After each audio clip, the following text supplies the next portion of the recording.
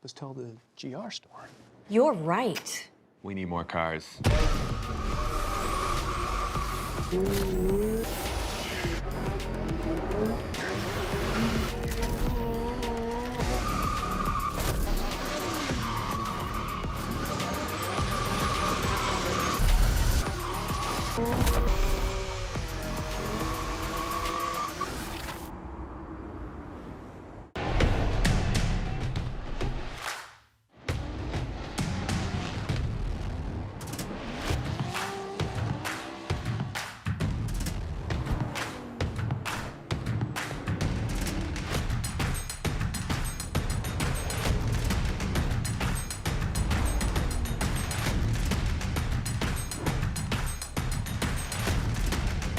GT Radio. Experience ultra high performance. For those who don't settle when others do, who will give everything but won't give up. For those who believe in unlimited while others limit themselves. For those who are set free by performance and believe innovation can take you anywhere.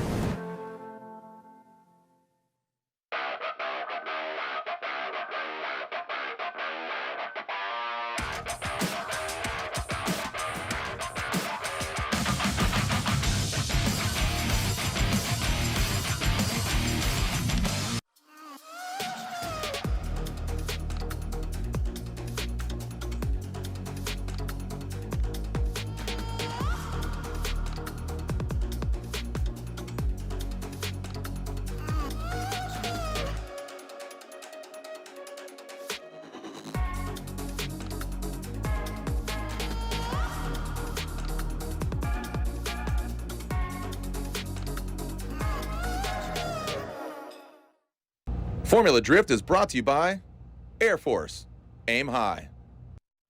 Type S, official lighting sponsor of Formula Drift. Lights, camera, power, fun. GT Radial, experience the performance. At O'Reilly Auto Parts, we know how important it is for your car to look sharp and run well. And we're here to make that as simple as possible. Get all the parts, accessories, and tools you'll need for your next project delivered right to your doorstep. Just place your order online and leave the rest to us. You'll have everything you need at your door with free shipping the very next day. O'Reilly Auto Parts. The first time you try Pedal Commander, you'll feel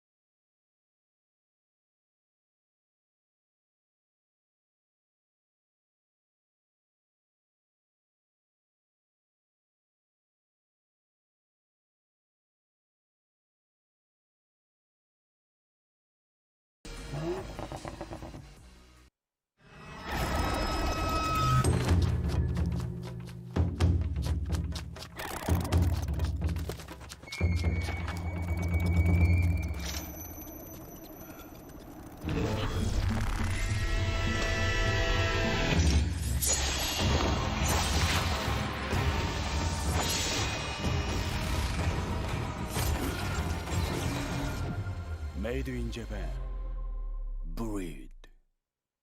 Your future in high-performance motorsports begins at the University of Northwestern Ohio. There is no other school like UNOH to teach you the things, not only for Monster Jam, but for the hot rod community. With 70% hands-on learning, no out-of-state tuition, and top-of-the-line instructors, you'll go from learning to earning with the industry leader in motorsports education. I love waking up to come to school. This facility here has all the tools and instructors and knowledge that you need to go out and be successful in the field. Your journey to the fast lane begins at UNOH.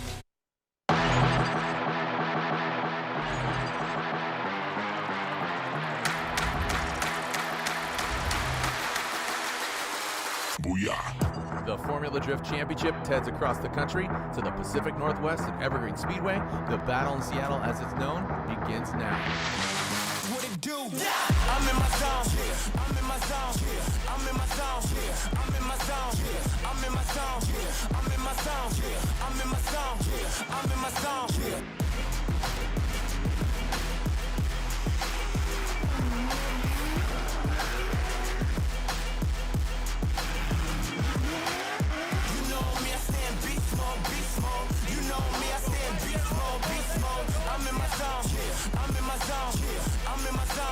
I'm in my zone.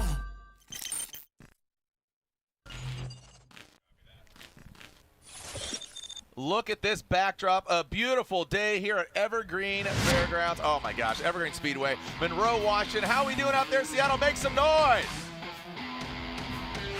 You can feel this all the way across the country. Round 6 of the Formula Drift Pro Championship. This is the throwdown. I like to call it the battle in Seattle. The battle just outside Seattle, Monroe, Washington, just north of it. But I'm Jared Deanna, and joining me to my side, doing double duty, he is my co-host as well as one of the 3 judges, Ryan Lontaine. Ryan, again, a heat wave, but then it cooled down a little bit just as we flew in, so you're welcome that we brought some coolness here in more ways than one. But speaking of cool, Ryan Lontaine, again, you are a busy man here this weekend, but what do you make of Seattle, and where does this track rank on your overall list? Well, I like this track for the speed, Jared. It's that big outside zone 1 area that really makes it exciting. You can get up on the wall, and then it tightens up. I think that's the best flow that we have, in our track. So I really like Seattle, and I'm loving the weather. Yeah, it's absolutely ideal. I'm going to go golfing tomorrow, so I'm pretty stoked. Oh, lucky. Perfect, ideal golf weather. But we're going to, speaking of teeing it up, let's talk about yesterday, knockout qualifying, and we have a repeat customer in Kazuya Taguchi, man. He gets the perfect event in St. Louis, and he backs it up with another Ichiban finish. Or not a finish, but a start. He qualifies number 1. Yeah, great job from Taguchi. You can see he's high on the wall. He's putting the car in all the right places in this run. The only one little bobble I can see is right there through the whole run. So really high level run here, getting close on outside zone number 3.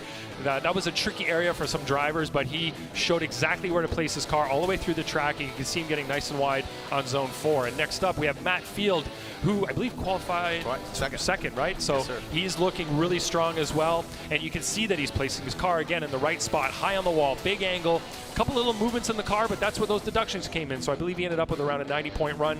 Yeah, and then we 90, got. and you got to think. Sorry to cut you off there. He was the first out of the gate, so he set the bar pretty high. But Kazuya Taguchi delivered, and again, he was top 10. Frederick Osbo. Yeah, qualifies 3rd. 3rd place qualifier here. So you see exactly what it is that these drivers need to do in the lead position. The angle, the fluidity throughout the course, kind of carrying that momentum in the right areas, staying on throttle and making it look really, really smooth.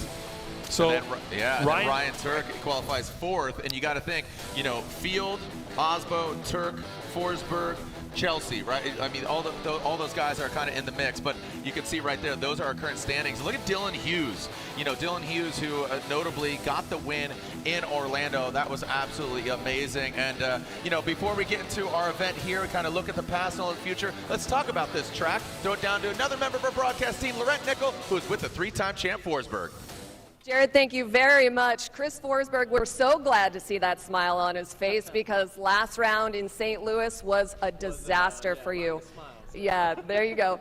Could you give us a recap of what happened and the state your car's in now? Yeah, sure. So in St. Louis, we saw a little material in the oil when we're doing our Thursday night check on the car before the competition weekend, and we decided to pull the engine, put the spare in so that we wouldn't have a catastrophic failure. However, we put the spare in. We ran all Friday just fine with it, but first lap, Saturday morning, we basically had an issue with our nitrous solenoid, and it got stuck, and we basically detonated the motor, and we hurt the motor, lost the cylinder.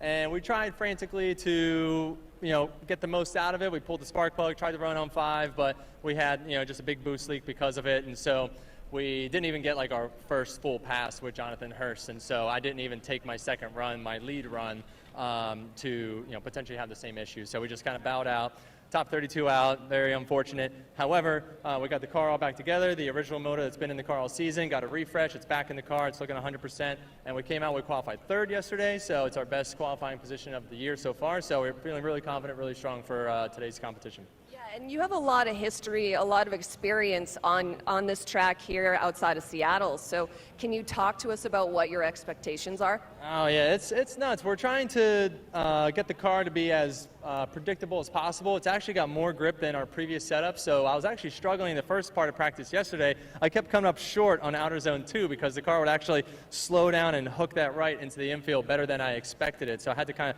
keep pushing deeper and deeper into the braking zone, and it's just got a lot of drive, a lot of grip. And so once we kind of harnessed that up, got that good qualifying spot, we had a great practice today, and yeah, I mean, the car is definitely locked in for competition. So we have podiumed here multiple times. We've won here a couple times. And yeah, this is really a deciding event, I would say, for the overall championship. You really see it kind of lay out for the rest of the year. Yeah, absolutely. And since we have this round and 2 rounds left, are you thinking about Irwindale at this point? Not thinking about Irwindale, but we're thinking about getting back into that top 3. We went from 3rd to only 4th with our top 32 out last round, so it actually wasn't as bad as I thought. There's a lot of other drivers that went out pretty early, so we only dropped 1 position, so we're looking to get back in that top 3. That's our goal. Championship would be amazing. Obviously, we're pushing as hard as we can to win every event every time. However, trying to be, mindful of what is possible in the overall points. It's going to take, the top 3 guys are rippers, so they're going to have some serious issues for us to be able to surpass all of them. And we got a couple guys nipping at our heels to try and get that top 3 as well. So the goal is getting back in 3rd, and we're shooting for it today. Chris, thank you so much. Lucky number 3 as he qualified in 3rd place today, guys. Thank you so much, Lorette. Some great insight there from the 3-time champ, talking about, as you said, his best qualifying this season. And let's take a look at our Torque Drift course preview. Here's Odi Bakshi's. Ryan, if you could walk us through the outside zones and the singular inside clip. Yeah, the drivers need to get really high on this wall here. You can see rubbing the bumper actually disappearing into the wall here. We want them just to scrape that wall all the way around with the left rear of the bumper. Come inside to outside zone number 2 right here. This is some crazy angle in the video game. Big transition here to outside zone number 3. They need to get up to that wall. They need to be confident. They need to look really set and throwing the car at that wall, not hitting it, but just grazing it with the bumper. Nice and tight and inside clip number 1. Transitioning here to zone 4, and this is a tricky spot because of the way the arc joins up with the wall there. So tricky spot at the finish line. And you're taking a look at this overall, and here are the keys to victory success, because yesterday was about success. Today, it's about victory because podium is kind of in their grasp. Yeah, so like I was saying earlier, that high on outside zone 1, but it has to start with that big initiation. Nice flick to initiation, get the car rotated, or handbrake, whichever one they want to do, but they have to do it quick and accurate. And then you get that tire on the line and outside zone 2. That's a tricky spot. We've got some new markers there. Yeah, I love those. On the outside of the outside zone number 2, and it really helps them see over top the smoke line. And then we've got those big transitions that we want to see in the infield, and then you want to get to those outside zone 3 and outside zone 4 walls with confidence. Yeah, I like those outside zone 2. I call them the lanterns. They're hanging above, so it's a good indicator for the drivers. Here's the brackets. This is how it's shaping up at 32. Obviously, the bracket is pretty large there, but notably, Kazuya Taguchi, that number 1 qualifier. But the big one is Matt Field versus Odi Bakshi. That's going to be 1, 2, 3, 4. It's going to be the 5th battle into 32. That has massive repercussions. Here we are, round 6, only 2 rounds left. And keep in mind, Utah's up next. Nobody's ever competed at that event or that venue. And then finally, Irwindale, which it's always a barn burner. That's our hallowed grounds, But here we are, Kazuya Taguchi versus Dan Burkett. Dan Burkett barely just getting, and originally from here in Washington, now live in Southern California for pretty much ever, as long as I've known him. But Kazuya Taguchi, so much momentum, so much confidence, and again, back-to-back #1 qualifying positions. That has just got to be so great for this Up Garage ISR Performance GT Radial driver of this 86. Dan Burkett, beautiful looking, always in that Mark IV Toyota Supra. The gear wrench, Rad Industries Toyota Supra will be chasing him down. So let's see, again, Dan Burkett barely got into the top 32. It was kind of pins and needles there with Trenton Beecham, almost knocking him out, but here he is. He's in it to win it. Let's see if he's going to win it. Kazuya Taguchi coming down the straight now, launching into that first outside zone, officially turning the wheels here in Seattle. Kazuya Taguchi, big angle there. Dan Burkett needs to be a little bit higher. Kazuya Taguchi still maintaining, riding that high line, coming to that second outside zone. Absolutely spot on with that second outside zone. Looks like Brad Dan needs to get a little more pressure to the side of the 86. Nice job, and there it is. Dan does dive in on that last outside zone, but what a great way to start. Again, most recent winner in St. Louis, back-to-back #1 qualifier, and Dan Burkett who's going for it. Here he is. Yeah, Taguchi right here, he needs to run that basically what he ran in qualifying, and he's doing it. You can see there an outside zone 1, really high in the zone. Right there next to him is Burkett on a slightly tighter line, but not too serious. He's doing a pretty good job here of maintaining proximity. A couple of little bobbles there approaching outside zone 2. Great transition from Taguchi to outside zone 3. Dan's a little bit inside. He's not able to get all the way wide on zone 3. And right here you can see Taguchi, great job through zone 4, taps the wall, straightens ever so slightly, just loses a bit of angle there through zone 4. And you can see Dan's right there next to him. So Taguchi may have pushed a little too hard in zone 4, did that little wall tap, and of course that's going to take away slightly from his lead run because he did lose some angle as he crossed the finish line. Yeah, all these things are taken into consideration. You know, lead versus lead, chase versus chase, all these elements combined. Like I said, with Ryan Sage now assuming the role of president, co-founder with Jim Lau stepping down as president, Ryan Sage. I say all that because here you are next to me in the booth and just going straight to the horse's mouth, not calling you a horse, but you are a judge. So going straight to the judge's mouth and getting all the insight directly from you and alongside your judges. And sometimes you don't see eye to eye on things. You see certain things or you're focused on particular elements, but I think it's a great tool to utilize you as far as insight. Here we go, Dan Burkett leading. Good initiation by Dan Burkett. You saw that right to angle. That's what we're looking for. Get to it quickly. And Kazuya Taguchi, you can see him take a little angle out of gaining proximity, but he does need to mimic that angle. And Taguchi goes off course. Holy cow. He is going absolutely on the inside. I want to run that back and see, was he hit, was he impeded, or he just pushed too hard? He might have got blinded by the smoke. Again, pure speculation at this point. I'm looking with my naked eye over to the right and then also look at the replay.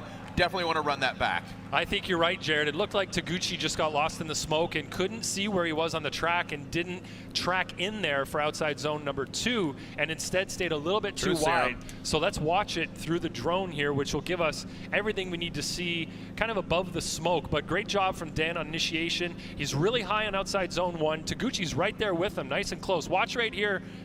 Dan gets himself...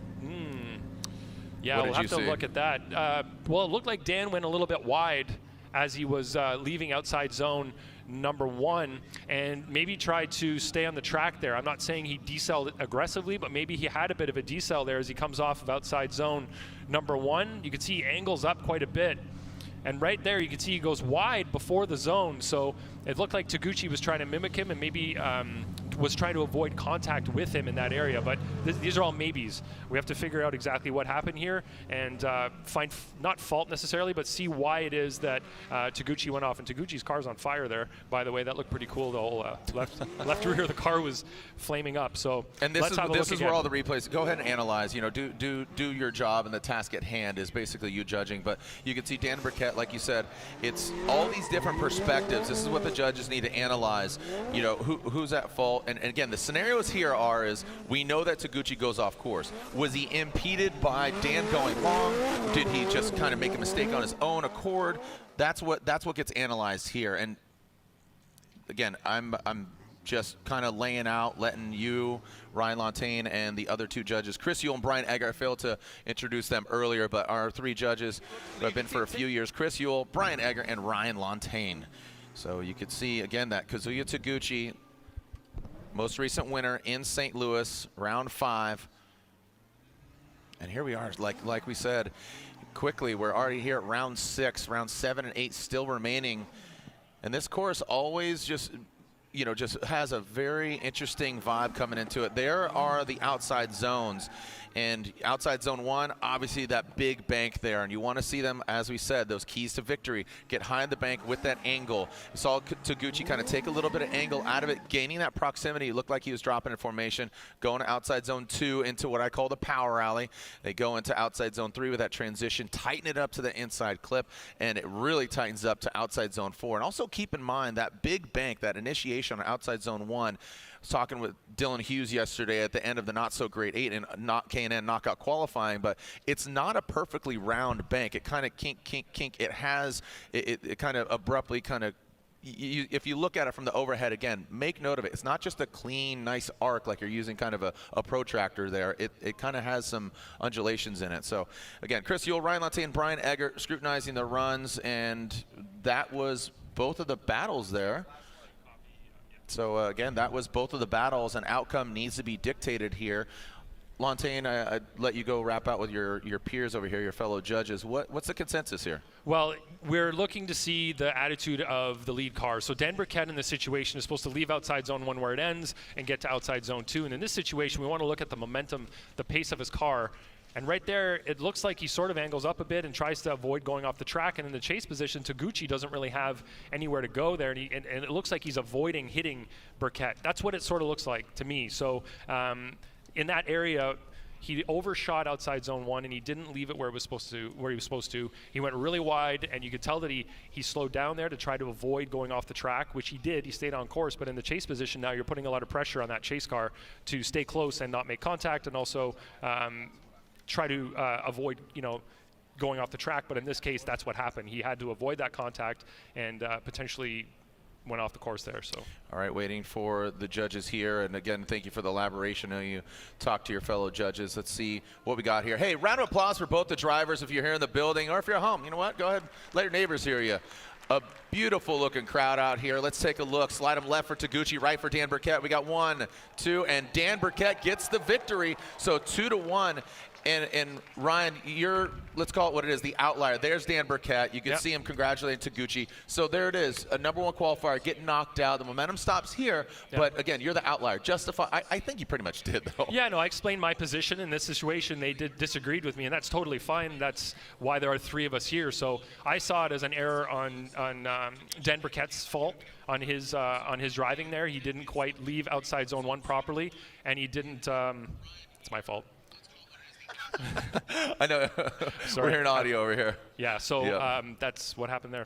All right, we're in the Rockstar Energy Drink Top 32. Eve Meyer, Dean Carney. Brian Eggert, down to you real quick. What was your consensus there? I mean, we watched it. I couldn't see any type of hesitation or anything on his part where he was slowing down. I think he ran the zone and came off fine. I mean, he did make a slight adjustment, but I don't think it was enough to warrant him being something that was something that would put Taguchi in a bad situation. I think he was just running it a little bit too razor sharp and on the edge with him, and by doing that, it set him up for something where if there was a mistake or some type of minor adjustment, he wasn't in the right place to be able to adapt to it quickly enough, I think. All right, appreciate the insight there. And again, outnumbered there, a majority rule, so Dan Burkett gets the victory, knocking out our most recent winner, but you can see the congratulations there. Dan Burkett gets the win, Rad Industries, Gear Wrench Toyota Supra.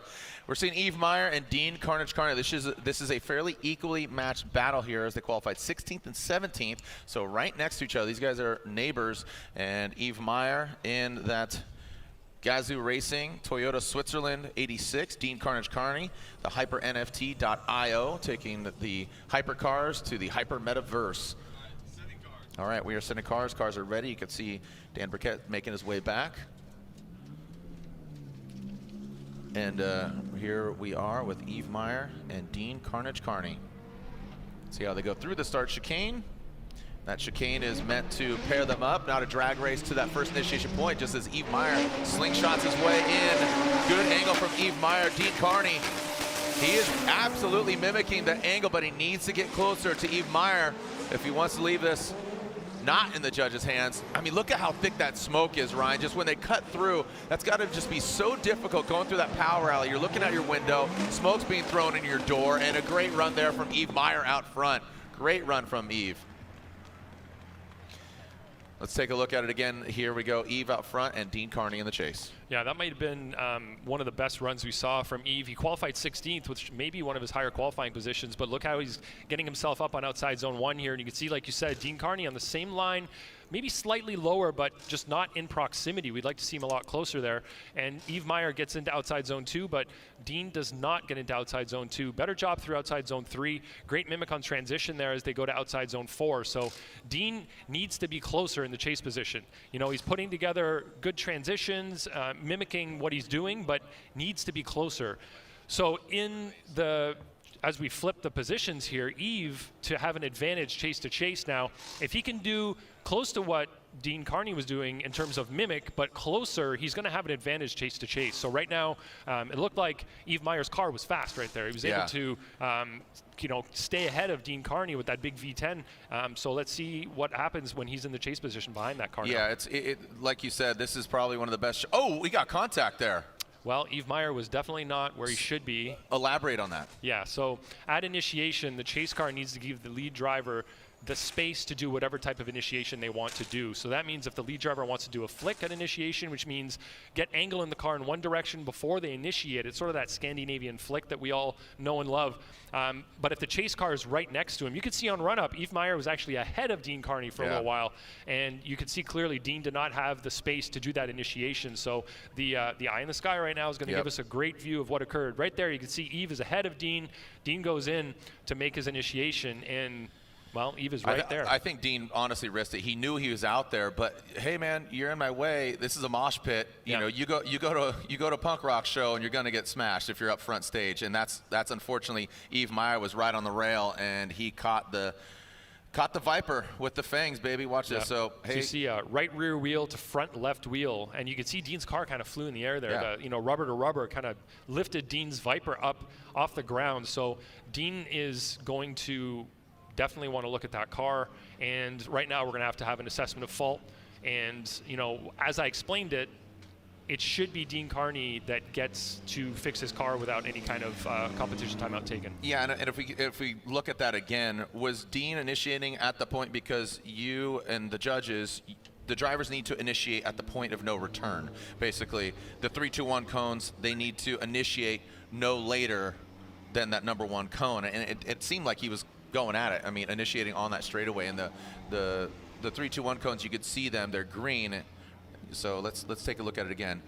Did Dean initiate at the right point? Was he too late? I'm again just analyzing this. Right. Yeah, he's plenty early. That's right before the 3, and that's where a driver would go down the track, inside the track a little bit before driving up to initiation. So that is right in the heart of where that would occur. So definitely, Dean was totally in his right here to do that move. When they're driving these cars, somebody might say, well, didn't he see him there? As you're accelerating up, you're looking forward. Of course, you've got your peripheral vision, but remember, these drivers have helmets with Hans devices and halo seats. So your peripheral vision is blocked somewhat by all of those things. So as he's driving up, he's going to go, this is where I initiate. I go down to the right, and then I'm going to initiate to the left. So that's clearly what happened. And the other scenario here is he saw Yves Meyer go ahead of him, and so I would have to assume Yves Meyer is at fault. And now with that being said, basically the run comes to a halt. So yeah, go ahead and submit, and we will find out. So that's a run. It's not go fix your car and do it. He impeded on the run. It's over. That's it. So they left the start line. Yeah, that's a good point. I was so caught up in the moment thinking, okay, who does what now? And it's like, oh wait, that was the second run of the battle. That's the second run. It's unfortunately with Eve had a great lead run. He had an amazing lead run. He did. Yeah. And there it is. Dean Carney gets the win. The HyperNFT.io Viper, not the way you want to get him. Again, Yves Meyer, a great lead run. Well, as we get prepared for our next battle, I'll throw it down to Lorette Nickel. Lorette. Guys, Kazuya Taguchi, we know that he was just surpassed by Dan Perquet, and this sport has high highs and low lows, and he's having a meeting with his team right now. You told me you got lost in the smoke. Yes, the place where I put the car behind the Dan was really bad, and that was my mistake. Then I lost his tire smoke, and then my view was all of his smoke, almost 0% view. Yeah, I should have drove like more chill, but I wanted to show like more good battle, good tandem for spectators. So yeah. So I'm still learning. So I'm gonna come back more stronger next round. Yeah, absolutely, and we know that. He told us that he drove at 100% and he should have gone about 80%, but learning lessons every round, Kazuya Taguchi, guys. Thank you so much. And just, you know, it seems that a spotlight has really just shined brighter on Kazuya Taguchi, and I love it. I'm here for it, and there's a lot of fans that are here for it as well, and just a great spirit. So definitely go by and see Kazuya Taguchi during a halftime break. Give him a high five and a handshake, and he's got a cool cardboard standout. But just one of those rising stars that's really coming together and coagulating as far as a Formula Drift superstar. All right, our next battle was to be Ken Gushi versus Ryan Littrell. Unfortunately, Ryan Littrell is unable to run in his Power Stop Brakes S15. So Ken Gushi will get a bye run, so I'll lay out and listen to the OG that is Ken Gushi. This Modi's 3s Racing, Gazoo Racing 86, brand new build, just got debuted at round 2 and seems to be finding that sweet spot, but great looking car. So I'll lay out and listen. Sounds of the Sports, Kenshiro Gushi.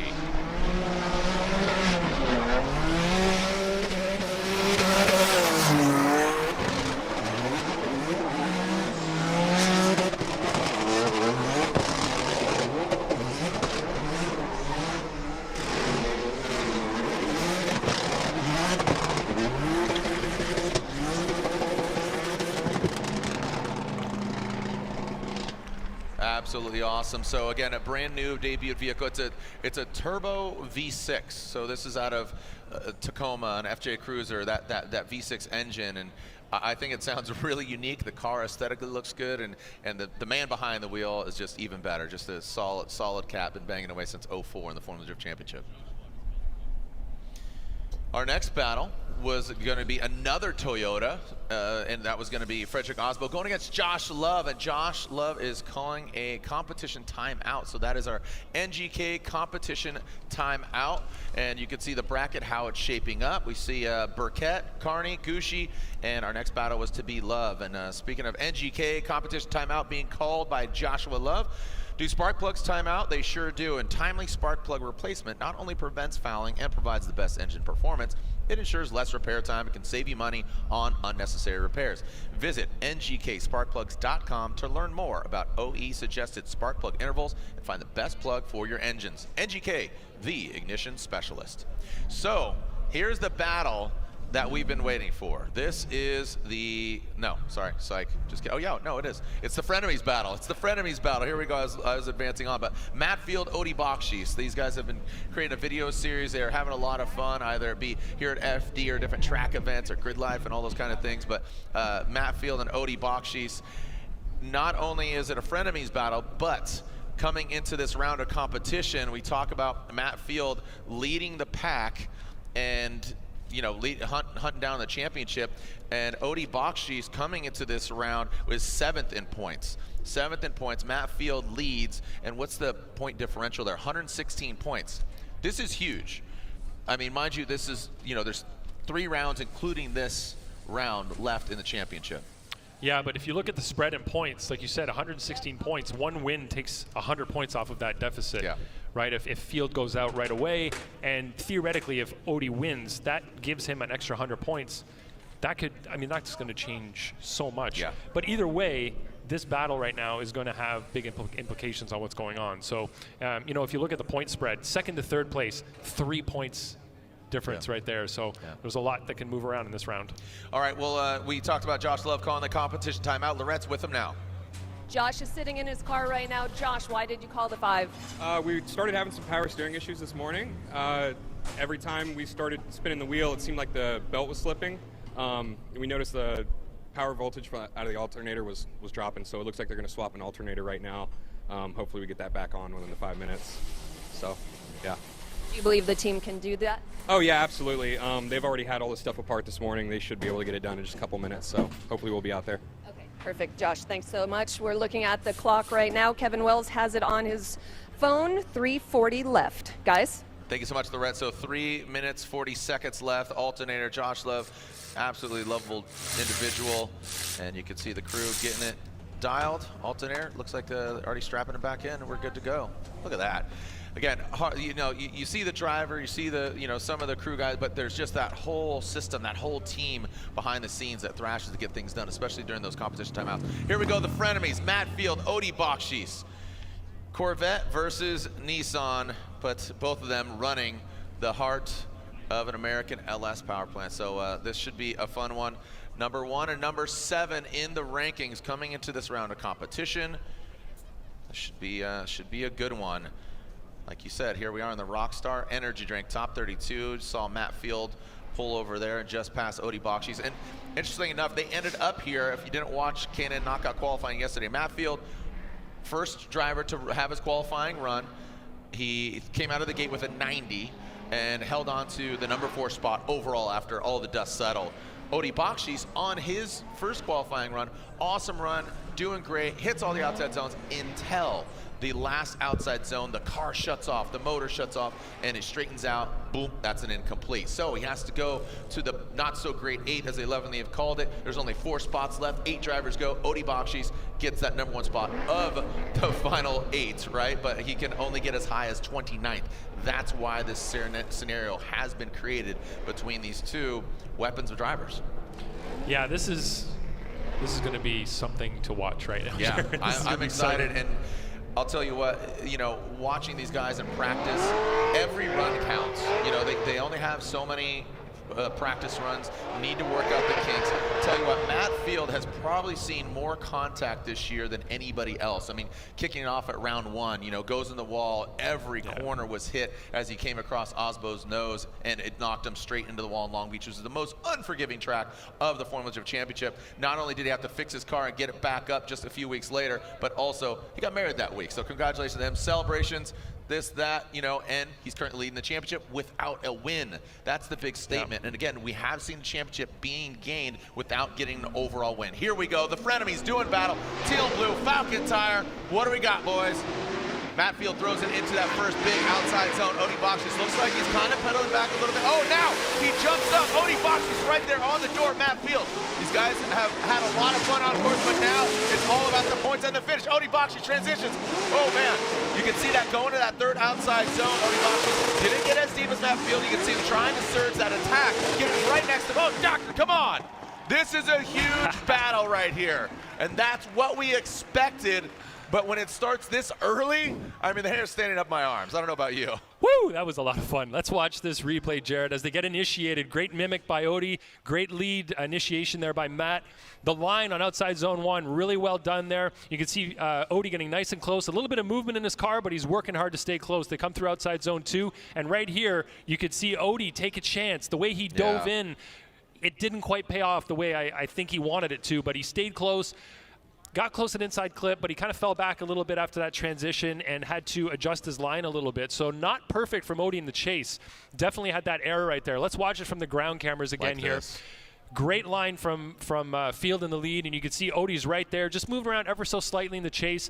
You can see there Field leaves outside zone 1 really well, goes to outside zone 2. The transition right there, again, that's where Odi took that chance, got a little bit too close, had to slow down, backed off a bit, and then he was on a bit of a weird line there, and you can see he's still not on the right line until the very end of outside zone 4. So that is going to hurt Odi a little bit in the chase position as we do a chase-to-chase comparison.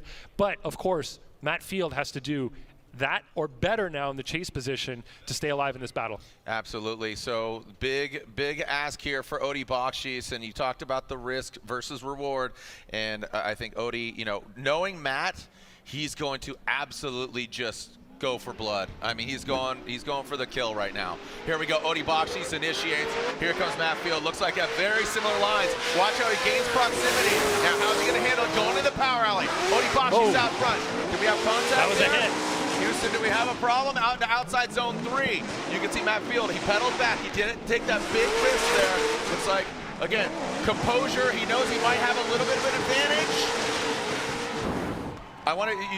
You gave me a little O over here. I was looking out the window, not utilizing the screens here. Was there contact there coming off the bank into that power alley? I think there was, and let's look at. So first of all, I want to see how high Odie was on outside zone 1. Let's look at his line as he comes around outside zone 1. Was it as high as Field? I don't think it was. Look how much gap there is there between the back of Odie's car and the wall. Oh, yeah. Right there, that's wheel-to-wheel bump. contact, isn't it? Coming off of outside zone 1, but they both stay in it. There's just a little bobble from both of them, but they just keep going. They stay in it. Beautiful job from both drivers there handling that contact. There may have been a little bump there in outside zone 4 too, but looking at lead to lead, look at where Odie's car is here as we watch from a different view. Look at how much air there is between the back bumper and the wall. I don't think he quite had the same line that Field did in his lead run. Right there's the hit, but they both stay in it. Little correction from both of them. Field may have missed outside zone 2 there in the chase, but from the hit to that point, you can understand why. Coming to outside zone 4 right there. Wow, that was an exciting battle from these two, let's call them juggernauts. Yeah, absolutely juggernauts. And, you know, these guys, you could see, man, some awesome driving there. And be sure to come by the K&N booth at the halftime. I'll be hosting a little hangout with Matt Field, actually. So myself, alongside Chelsea Denofa, Forsberg, Dylan Hughes, Ryan Turk, Federico Sharifo, and Larry Chen. So halftime hangout over at the K&N booth, including that gentleman, our current points leader, Matt Field. Does he hold on to it, or did Odie Bakshis take him out? Again, not exactly perfect on both sides of the lead and chase. Yeah, so let's look at, as we do this side-by-side here, you can put one eyeball on each screen and try to figure out what occurred as they both come around outside zone 2 area. That little hit between Field and Odie while Field was chasing didn't seem to affect either one of them that much. They both got through that pretty well. So you can see there that it's pretty tight. There may be some advantages, though, from both drivers in certain situations. So it's going to be up to the three of us. My vote's already in, but the other guys, I'm not sure. So we'll see what happens as they make their decisions. And this is exciting. Yeah, we talked about it, and this is a great way just into 32, how it's come. Oh, here we go. Slide him left for Field, right for Odie. We got it one more time, a Matt Field, and one more time. Throw it down to Chris Ewell. Chris, going down to you. Chris Ewell, the other judge alongside Ryan Lantain, Brian Egger, and Chris. Chris, going to you. You and Brian with the one more time. Your justification. Yeah, I didn't like as much Odie's bank run. He wasn't as high. And then when Matt in his lead went into outer 3, he kind of parked it a little bit, which affected Odie, and Odie made a good adjustment. So I felt like, you know, it's kind of ticky-tack and offsetting, and let's just do it again. I like it. Yeah, that's good. Just keep it clean. They both had mistakes on either side in different areas and different portions. So, all right, here we go. So one more time between the frenemies. The plot thickens here, and they just got to see what each other does. Now we go back to Frederick Osbo and Joshua Love. Frederick Osbo, the two-time champ in that Rockstar energy drink. Toyota GR Supra on Nitto tires. Joshua Love ready to throw down that Jasper Keys, a new sponsor for him. So congratulations to him. Let's see how the BMW throws down. And here goes Frederick Osbo out front, the gold nose. Keeps it tight to the wall. The alternator obviously changed out. Kudos to Josh Love and his team for getting the car back up and going against that two-time champ. Digs deep into that second outside zone. A little bit not as deep is Love, then Osbo, and now in that final outside zone, Joshua Love knocks off that back bumper. How much did that affect him, Jared, the hit? You could see the car moving through the smoke from out of view. The attitude definitely, it jarred him. It definitely jarred him. We'll have to see that from the drone. So let's look at the replay as they accelerate up to initiation point here. Nice flick from Osbo in the lead position. And you see in the chase there, Love did a really nice initiation as well. Osbo's high, no movement from the car whatsoever on outside zone 1. But you can see Love a little bit lower in the chase position there, not filling outside zone as well. A little bit lower angle through zone 2 than Osbo. And right there, he dives off of outside zone 3 early to try to get proximity. And he does do that, but makes a little compromise. Right there, he did straighten over the finish line after that hit. So that may or may not be, depending on who you ask of the three of us, an incomplete from Love in the chase position due to that wall tap and the resulting straight. And you always talk about it, not only on that last outside zone, but you know, kissing it, or, you know, I like to call it a hate tap versus a love tap, but you hate to see it, but you love to see it. There's degrees of hitting that wall. Is it slowing you? Is it redirecting you? Is it changing the attitude of the car? Is it making an unchaseable run? You know, all of those things come into play. And again, title's on the line here. Frederick Osbo coming to this round, you know, as far as a contender in the championship as well. You know, he's currently sitting second in points, so this is a big one for Frederick Osbo out of the gate as well, going against Joshua Love. Joshua Love would love to play Dark Horse. Got that new all-black livery. Again, new sponsor. He's out front. Jasper Keys Clothing Company, and here we go. Let's see what we got. Josh Love out front. Frederick Osbo. Just one of the best chase drivers, hence why he's two-time champion. He's defending champion with the star on his back, rock star that is. Joshua Love initiates nice on the bank, but Frederick Osbo shining bright like a gold diamond into that second outside zone. The power alley now into the third. Not as deep as Joshua Love was. Now let's see how they execute that final outside zone. You see Freddie tuck into the smoke and just mimic that angle across the finish line, almost making contact beyond. And we have seen that before, which is just an absolute tragedy because it's just such a bummer. You're like, oh, it's not even on the course. It's after the finish line. It doesn't count. That was, I would expect to see more proximity from Osbo there. He was in the game, definitely, not, you know, unchased, or you know, one of those chases that isn't in proximity, but through the infield wasn't as close. But right here you can see that in the lead there, Love is slightly lower than Osbo was on his lead. Right here, Osbo gives him a little bit of space through the infield, just a little bit more than you'd expect there. Osbo, like you said in the chase, misses outside zone number 3, and then as he transitions here, nice and tight, and this is where he puts the exclamation point on. Nice and close, great mimic all the way through the finish line. He wasn't as deep, just to point that out. Osbo wasn't as deep as Joshua Love did have that proximity, but we talk about that pocket, you know, you kind of don't want to exceed the front wheels. Watch it again, and again, that I like to call it the truth serum, the overhead, the eye in the sky. You can see he gets the proximity, not as deep. Am I correct in saying, or you just kind of like that pocket? Yeah, no, zone 4, I think he was pretty good. He was maybe just, you know, a foot further forward than he could have been, but it was really the outside zone 3 area that was of concern. So looking at the results here now. And here we go, slide him left for Osbo or right for Love, and there it is. Frederick Osbo gets the win. Again, Josh Love, hats off to his team, getting the car back up and running. Great looking, again, Jasper Keys, Big Duck Club, Holly, After Hours Auto Sports. Gotta love some Josh Love as Osbo goes on to the scales. And yeah, so before we get to elaborating on that, let's throw it down to Lorette Nickel. Lorette. Gucci and Ken, unfortunately, you're experiencing some drivetrain issues. What's happening? Yeah, so what's happening is every time I get on the handbrake with the clutch in, it's still dragging the wheel, and at some point, some parts of the track, I was actually stalling the motor, and so it was a little skeptical going into qualifying, but we managed to make it work yesterday. And I got to really attribute that to my team for making sure the car is running top-notch through the weekend so I can just focus 100% on driving. Ken, thank you so much. Guys? Thank you so much, Ken, and thank you, Lorette Nickel. Again, Lorette doing that Formula Drift takeover on Instagram, so she's got the camera and the phone. Here we go, back to the one more time. No? Psych, just kidding. Psych. Just kidding, gonna put you on ice there, put those drivers on ice. We're going on to Justin Pollock and Nick Novak. Some more teal and blue for your diet, but it is the Ford Mustang variety of JTP Justin Pollock going against CoroWorks driver Nick Novak. Shout out to Tyler and Lauren, CoroWorks.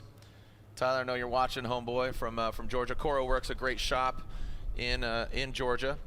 All right, sending cars. And JTP, Justin Pollock, tried and true Formula Drift veteran, piloting that Falcon Tires, a Ford Mustang. Always just definitely a stylish driver. Looking forward to seeing what he throws down here in the signature pony that is the Ford Mustang. Big engine management firing off into that first outside zone. Perfect. Look how settled Justin Pollock is up front. Those white wheels, again, it always highlights when there's minimal or no correction out of those front wheels. Great job. Good transition into that third outside zone. Nick Novak gained some proximity, but needs to mimic that angle. Let's see what if Novak flexes on him, tries to drop in, and he does. That was really well done, but you saw just how much muscle was right there towards the end. But Nick's swing going from that inside clip to the last outside zone was really well done. Let's take a look at it again. Yeah, as we look at the replay, I think they both had a nice initiation, but Novak started falling off pretty quickly here on outside zone 1. You can see he was within a couple cars length, but right there he starts falling back. He's running slightly less angle, a little bit lower on outside zone 1. In the lead position there, JTP is doing a great job. I think Novak maybe dropped a tire in outside zone 2 and then wasn't in 3, whereas Justin overshot 3 just ever so slightly, but did a good job of filling it. And then right there, Novak tries to dive in, but just gets kind of on that wrong line that doesn't let him stay close through to the finish. So a couple of areas there where JTP definitely has advantage. an advantage, but can also improve upon what Novak did in his chase. So work on the proximity and putting the car mimicking, what the lead driver is doing line-wise as well. In the lead position now, Nick needs to run high in outside zone 1. He needs to go deep in the zones. I would say his one opportunity is leaving outside zone 3 where it ends. As long as he's filling everything else as well as JTP did, he could have slight advantage there if he does a better job in zone 3, just kind of leaving it where it ends. Justin Pollock's line going from that outside zone 1 into 2 in that power alley was very fluid. And that was something I really want to point out before we get Nick Novak out front. And look at that, he's locked and loaded. But Justin Pollock, you talk about what he needs to do, and he's doing that. Falls down some wavering in that chase position, but watch Nick Novak come to that second outside zone, fills it. Justin Pollock buried in smoke. Now Nick Novak, let's see that line. Justin dives in on the inside. And Novak brings it into that last outside zone. That allows Pollock to get right to the door. So kind of difficult to watch both cars at the same time, but watch the line. Nick Novak, I think he did what what you needed to do, but also Pollock did have that proximity, but unfortunately I think there was some wavering. He did get close, but then you saw him kind of drop down in the latter portion of that. And then, I mean, kudos to Justin Pollock. He was just absolutely bathing in smoke going into that power alley outside zone 2 and 3. Yeah, honestly, we'd prefer to see Justin higher on outside zone 1 and matching that angle, but you can see he was slightly lower on outside zone 1, and you can see that the car was moving around quite a bit in the chase position. So if you look at Justin, yes, he's closer, but look at his angle. Quite a bit of movement there. He actually dropped down, lost some angle a couple of times as he comes through that outside zone 1 area. Nick's doing a decent job in the lead. And right there, Justin misses outside zone 3 in the chase position. Comes by inside clip 1, drops a tire, then drops potentially another tire. So Justin's not really positioning his car very well in the chase there, and he's not matching the angle, having some issues as well. So lead to lead, chase to chase, you may find that there's some pretty big similarities in terms of errors that have been made. I mean, the outside zone 1, how much of that does it play a role in the outcome? There we go, the fans are hyped. How important of a role does outside zone 1 play in your mind? Well, it's pretty big. It is such a large section of the track, and that's worth 14 points on line alone when we were doing qualifying, and then 10 points on angle throughout that whole sector there. So actually, it's 2 sectors in qualifying. So it's a big sector where we'd like to see the lead car settled. We'd like to see the chase car close and settled as well, and you can see quite a bit of movement in Justin's car. So in that situation, you look at is close proximity with a lower line, maybe a little bit less angle. Is that equivalent to same line, same angle, but further back? So that's where the comparisons come in, and where it gets a little bit tricky. Right. And the years of experience that the three of us have, come into seeing who would have an advantage in that situation. So I've got my vote in. It seems like we're just waiting for the other guys, and once we get their votes in, then we'll be able to see who moves on here. All right, a lot of elaboration here, a lot of things to process. All right, let's score it. Here we go. Justin Pollock or Nick Novak. Do we have a victor? Is it decided? Let's get the overhead view, and I believe we'll see some more. Are we going back to? We are going back to the one more time battle of Field and Boxes, but first the outcome of JTP and Nick Novak. 1 vote for Justin Pollock, one more time, and JTP gets the win. JTP gets the win, and Ryan, you went with the one more time. Yep. The other judges siding with Justin Pollock, and unfortunately Nick Novak and the Cora Works BMW knocked out. It's a beautiful day out here. Again, how are we doing? Like the hats? Again, remember to reapply SPF. Put that sunscreen on. It's a hot one out here. Feeling the heat wave. Hopefully you got your heat wave shades on. So the Rockstar Energy Drink Top 32, and here's the one more time battle between what is called the frenemies. They're friends, they're enemies, they're frenemies. Matt Field, Odi Bakshies. See the stats, see the suits, suited and booted, teal and blue, Falcon tires, Nick Fosekis. Cringing right now, watching at home in Southern California. Remember, Matt Field, #1 in points right now coming into this round of competition. Odi Bakshies, 7th overall in points. The variety of podiums this year should absolutely be celebrated. We haven't seen a repeat winner at any rounds from the previous 5 rounds of competition. Matt Field will lead, qualified 4th. Odi Bakshies qualifying 29th. Lights extinguished, here we go. Matt Field out front, Odi Bakshies in the chase position. Make some noise, Seattle, here we go. The battle in Seattle going down between the frenemies. Matt Field, strong initiation. The 4-star white wheel standing out like a sore thumb. Oh man, Odi Bakshies getting in the door of them. Now coming into that power alley. Odi gains that composure, nice job. Didn't risk it as big as he did on that first run. Now in that tight inside clip, coming in at last outside zone. Field and Bakshies, this is what you expected here with this one more time battle. The crowd erupts and stomping their feet for this amazing battle, and we're only in the 32. So from my perspective, as someone who voted for Field on the first run, I see that Odi cleaned up his chase in a big way here. Looking at where his car is positioned going through outside zone 1, he's on the exact same line as Field, and he's so close. That is an incredible level of driving skill right there. He stays mimicking exactly what Field did through 2. Outside zone 3, he did miss, but he did position his car a lot better on that transition. And then looking through outside zone 4, pretty close through the finish line there. That was an incredible run from both drivers. Field, I don't really think made any errors in the lead. That was pretty solid. He put the car everywhere it needed to be. So he's setting the bar really high for Odi now as Odi goes into the lead position. And in the chase, Odi set the bar incredibly high for Field, who needs to stay really close from start to finish and stick it to Odi's door. Yeah, I think if Field nails that outside zone 3, the transition in the power alley, that might just be the nail in the coffin, but he's got to start out strong and he's got to finish strong all the way through. He knows what he needs to do. Here we go, Odi Bakshies initiates big angle, and there you ask, he shall receive.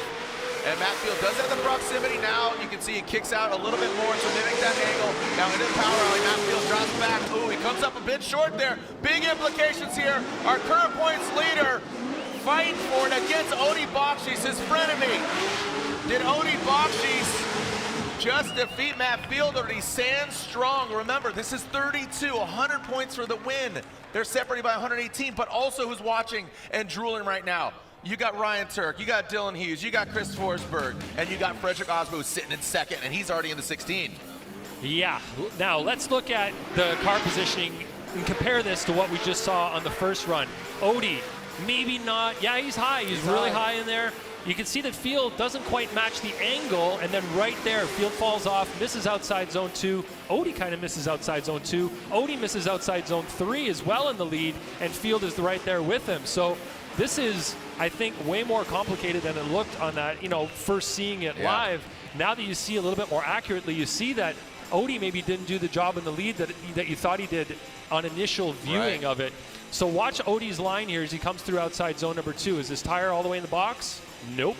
Is this tire in the box for 3? Also no. Yeah, so Field is missing a couple of things, like outside zone 1, but now Odi is also missing things in the lead position. So it comes down to who made the bigger errors in the lead and who made the bigger errors in the chase. When I say that's great, is just seeing those different perspectives, and this is why the replays are so critical. Again, I'm having to call it with my naked eye and seeing what's going on, knee-jerk reaction. After analyzing it, like you said, here's Odi Bakshies, who didn't get out to outside zone 2 and 3. So here we go with that BC Racing Go for Gold side-by-side instant replay. It's hard, so you can see that's Matt Field on the left, he's leading, and then Odi's leading on the right screen. So look at Odi on the right screen, how close he is, how well he's mimicking, and then, sorry, that's the other way around. Oh my goodness. My eyeballs, you need to put one on each screen here, and it's not easy, but yeah, you can see certain things missed by both drivers in both positions. It almost, I don't want to say how I feel because I don't want to influence the other guys, but I'm definitely leaning one way on this one.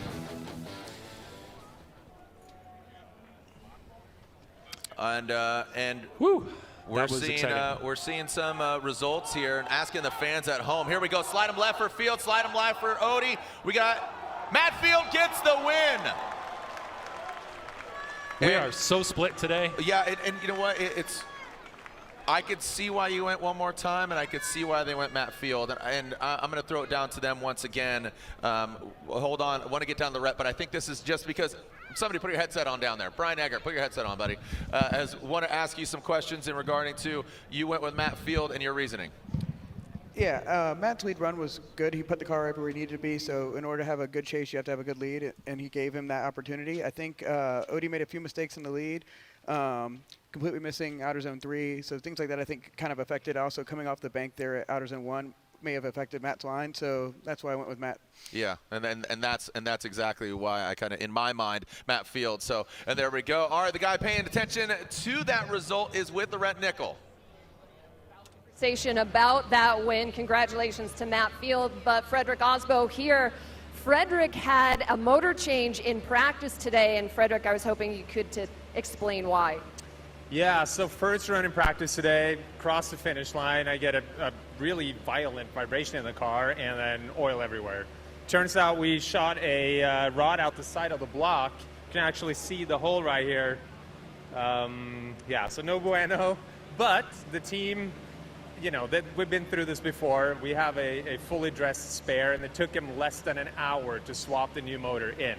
So we even got 2 more runs in that session. So I think it's safe to say I have the best team out here. Yeah, a lot of confidence for Frederick Osbo and his team supporting him. Guys. All right, thank you very much. Thank you, Freddie. And our next pair is on the line. And this is Dylan Hughes, the dozer, who got the win notably in the Wet and Wild Orlando round. And Simon Olsen, the Boost Race Fuel Norwegian drifter, competing in the Norwegian Drifting Championship, a champion in his home country. And that, so notably, both these guys 2J powered. So you got the 2J all-new Toyota Supra and obviously the 2J powered Royal Purple Falcon Tires O'Reilly Auto Parts Dylan Hughes Racing BMW. There we go. Dylan Hughes out front, who qualified 5th yesterday. A great showing for him. Initiates high on the bank. Simon Olsen. He's going to need to mimic that angle. He does get close. That great carbon Kevlar HGK kitted Supra. Big angle from Dylan. Almost going the outside of the track. That would be essentially be like kind of a deduction, not an incomplete. Simon, you can see him kind of clamoring, lunging forward, but needs to mimic that angle. Gets close there. I like that towards the latter portion, but just a little too late there for Mr. Olsen. Yeah, Dylan's currently sitting 5th in points, and here are the points at stake at the end of the day. Obviously, 100 points for first, 91 for second, 80. You see it right there. But you can read the numbers. Yeah, you can read that. So again, those are the points. Talking championship, baby. I want to look at Simon's initiation here. 3, 2, right at the 1 cone. He did it all right there. Yeah. Looking at what Dylan's doing in the lead position, nice and high in the zone. You can see Simon moving around in the chase, drops down a little bit early there. Dylan does go wide after outside zone number 1, drops a tire, gets to outside zone 2, does it nicely, and then Simon's probably thrown off by that tire off a little bit earlier on, and his line is suffering a little bit in the second portion of the course here, not really putting it in the same spot as Dylan is in the lead. So we have an opportunity here for Simon in the lead. He needs to leave outside zone 1, get to outside zone 2, a little bit smoother than Dylan did, not drop a tire there, and have a nicer line through that area of the track. Some great insight there from Ryan Lontaine. If you're just tuning in, we are not even halfway through our top 32. Here goes Simon Olsen. Again, from Norway in that 2JZ powered Toyota Supra, the all-new Supra. Dylan Hughes, you can see him kind of kick back a little bit, and now he jumps up. Simon Olsen, great job right now. Let's see what we got here coming to that power alley. Throw some more angle at it. Dylan Hughes into that 3rd outside zone. Looks like Simon Olsen definitely got some confidence in between that. Oh, boingo! Wow. Wow, bing bong, there we go. Dylan Hughes jumps up. That was a huge hit, Jared. That was massive. That was big. Dylan got some serious airtime there. That is unexpected in that situation, like that area of the track. But is it? That's where Odie shut down. Yeah, a little bit later, I guess. Like that was right in the transition, and you could see that Dylan was already committed. There was nothing he could do. The car was rotating. Sort of hard to change direction when the car is already rotating towards one direction. So clearly he had a moment there where he couldn't change where he was going and made contact in a pretty big way. So this is going to be some big repairs from both cars here, man. unfortunately. Make some noise for him as he steps outside of the car. Dylan Hughes and Simon Olsen. Take a look at it again here. What went wrong? And obviously you saw Simon balk and check up. Yeah, Simon in the lead. You can see he has less angle than you'd want in the lead position there. Maybe his line wasn't ideal. Dylan is on a slightly tighter line through that outside 1 to outside zone 2. They both missed 3, but right here, this is the big story right here. Boink. Oh, that hit so that hard. Front left hit that back right, and I think that's what threw him up. The Yeah. tire. It went tire on tire, so that back right is rotating forward, and then bloop, it just kicks him up. And you can see the whole rear quarter of Simon's car kind of wrinkle as he hits him. That was big. Dylan's car goes up in the air, like you said, tire riding up on the other tire. And right here, you see Simon's car shut off completely. Dylan gets, looked like almost 4 wheels up in the air there. Definitely the 2 fronts. Let's look at it from a different angle here. We'll be able to see exactly how many tires. Jeez, this is a big hit. Hop, skip, and a jump. Yeah, maybe 3. Maybe the bright rear stayed He did down. a But knack anyway, knack. that was very big. That's There they're you go. shaking hands, fist bumping. Everything's fine. This is a part of competitive motorsports. You know, things like this are going to happen. But we got to get Dylan's car off the track.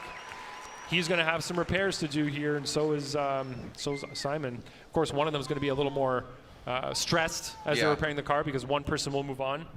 Sounds like the scores are in, so we're going to see who won. The big thing here, I guess the silver lining is, as I'm assuming our slide left, for Dylan Hughes, the dozer, lives up to his name and bounces off the backside of that new Supra. But Dylan Hughes, a busy man. That gentleman going fast in 4 wheels, 2 wheels, and no wheels in this instance as he jumps up. Gets all 4 wheels off the ground. He went jet boating earlier this week. But the good, like I was going to say, silver lining is we're not even halfway through top 32. So that not only gives him time because of where he's at to work on his vehicle, but also halftime break. The work starts now for the team and him. And I know Dylan is kind of a hands-on driver. He does have his crew, but it's all hands on deck. You know, between his team and even his dad and the whole family, they're going to jump on that vehicle ASAP. Yeah. So Dylan Hughes gets the win. We'll clear up the track here, and you can see the action continues at the throwdown here at the Battle in Seattle, round 6 of the Formula Drift Pro Championship. When we come back, myself, Jared Deanna, Ryan Lontaine, our judges, and all our fans here in Monroe will keep the party going when we come back.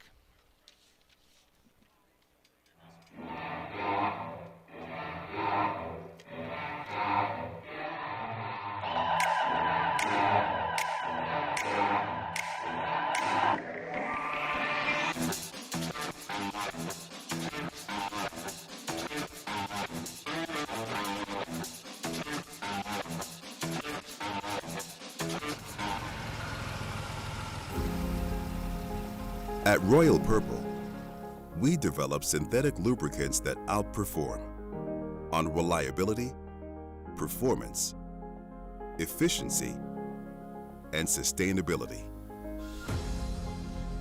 From the racetrack to the cul-de-sac, from on the clock to the ship dock, a mountain view to a coastal cruise.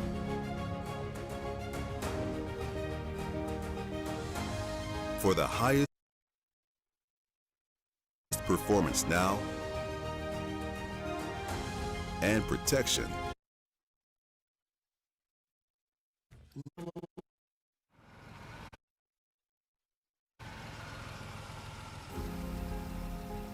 at Royal Purple, we develop synthetic lubricants that outperform on reliability, performance, efficiency, and sustainability. From the racetrack to the cul-de-sac, from on the clock to the ship dock, a mountain view to a coastal cruise.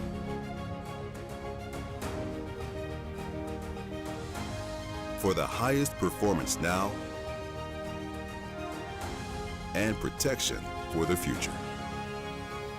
No matter what drives you, Royal Purple.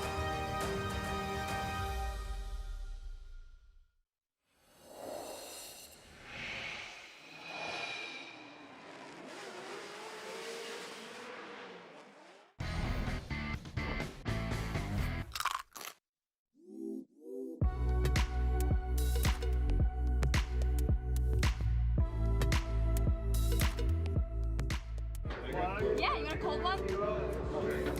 Thank you. Yeah. So how you feeling, man? Ready to roll. That spotter from yesterday is like, it's looking pretty good. Yeah, we're doing something right. So I want to make sure that you judges know that hopefully all the lead guys are doing what I believe is right, which is shut it down, go hard back.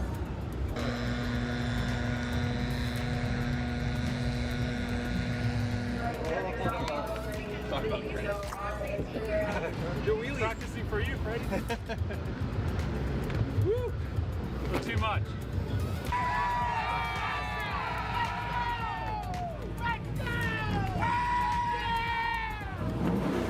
You make the change the whole car. Oh yeah. 4 laps tonight. Hey guys, the car was amazing the first time. Can we go back? Yeah.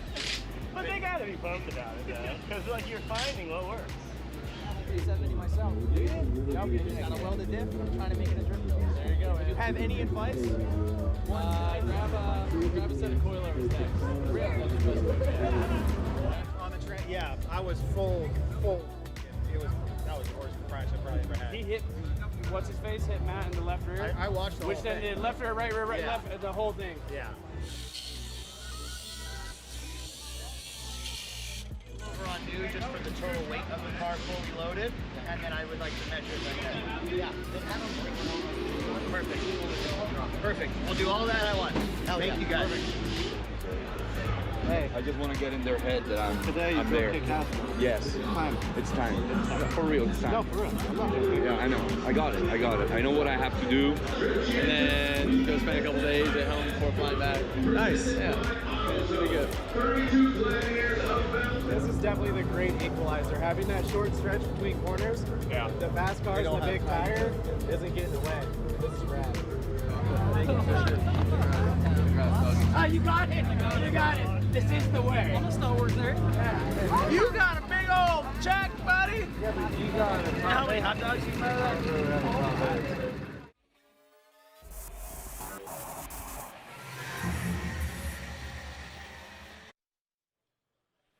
Taking a look back at the vibe of New Jersey, and taking a look back at New Jersey, and now we throw it down to Lorette Nickel. Lorette Nickel is with Matt Field. Looked like it should have been a final against Odi Bakchis. Matt Field takes the win, but it's not without struggle because you're having some power steering issues. This whole weekend has been one thing after the next. The first lap of the weekend, practice, my power steering failed on the bank. It was all I could do to muscle the car off the wall. It was this close. We missed almost all of the first practice session, changing the pump, changing the rack, changing the filter, nothing would solve it. Finally, a rack did. And all was well until we went to fire the car up to bring it out to practice this morning, which we were supposed to be first based off of the new order, how we're going out to practice. Instead of being first, we missed all of practice pretty much because either another steering rack or another power steering pump. So I'm very fortunate. I borrowed a power steering pump from Rome. I don't even know if he knows it because his crew guys gave it to me. So for that, Rome, yeah. Put another steering rack, another pump, another filter, completely flushed the system, and now we seem to be cooking. So it was all I could do to just get out to that battle and get out to any practice. And even then, right after practice, we were working on the car up until the last second. So to be able to go out and throw down 4 runs like that, man, it feels good. And I mean, Odi, Jesus, man, you made me work for it. Absolutely, and I overheard you telling your team that at this point you're just exhausted. So at stake, how concentrating on the moment? So I'm fortunate that when the time is to turn the light switch on, when it's time to raise that energy up, I have stuff to be able to do that. So right now I just need to chill out between the break, get a little bit of rest, eat some food, and then it'll be ready to turn it on for a top 16. Matt, thanks so much for your time. Guys? Thank you so much, Lorette. Good luck to you, Matt Field. Congratulations advancing on. And again, give credit where credit is due. The teams and the crew, but also, like Matt said, he had to work for it going against Odi. That one more time battle and locked it in. So we are still in the Rockstar Energy Drink Top 32. Here comes João Berrion from Brazil, driving the Monster Energy Barbarius Corvette, going against Jonathan Castro from Dominican Republic. The Toyota GR86. And here you can see him in the Pedal Commander burnout box. That's Jonathan Castro. Castro qualified 21st. Joao Berrion, he will lead. He qualified 12th. Joao already at the start line.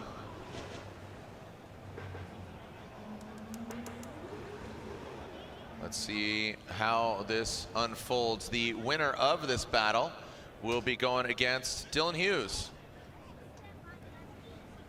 Dylan Hughes will lead. Or excuse me, Dylan Hughes will lead.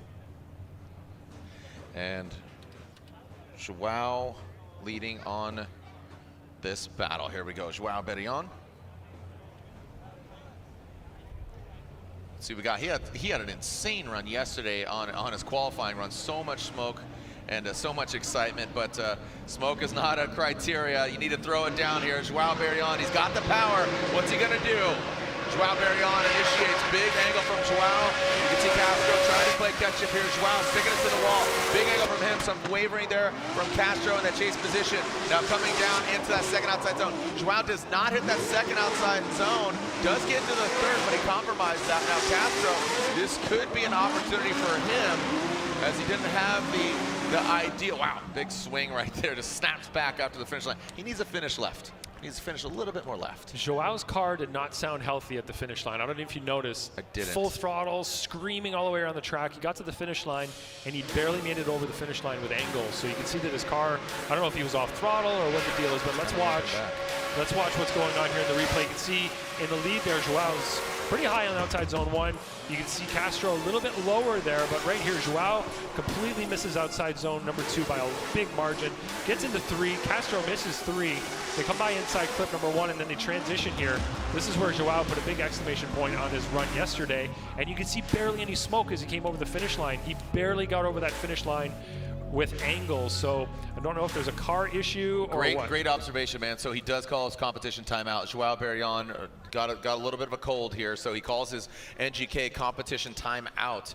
So speaking of NGK, NGK does make ignition coils. Why? Well, because we prefer a running partner that can keep pace. We know ignition, and since our spark plugs don't run alone, we put some of our energy and expertise into making a better coil. NGK ignition coils are engineered to OE durability and performance, and because we race to win, we continue to improve the design, testing, and validation of our ignition coils to make installation easier and performance better. NGK spark plugs and coils, better together. And we see Kevin Wells walking over to Joao's area, seeing what's going on here. Pulls in 5 minutes, see if they could diagnose the problem, get back up to the line to finish out this battle. And I mean, it wasn't sloppy until the end, and like you said, kind of shut it down. That's why he didn't finish to the left. He kind of snapped back because it didn't have the power.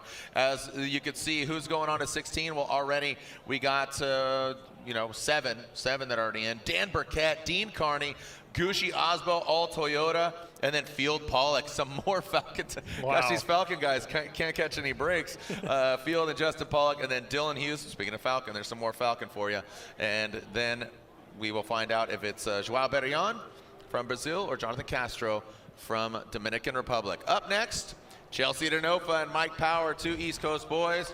Denofa piloting that Pennzoil Mustang RTR Spec 5D. I know the boss, Von Gittin Jr., is out doing some Ultra 4 racing right now, doing some off-roading, as Mike Power seems, trying to find that sweet spot. Barely gets in yesterday. Mike Power got that 31st spot, so barely just got in. But it'll be Denofa versus Power, and there they are, already on the start line. Denofa warming up his Nitto tires and ready to put it down.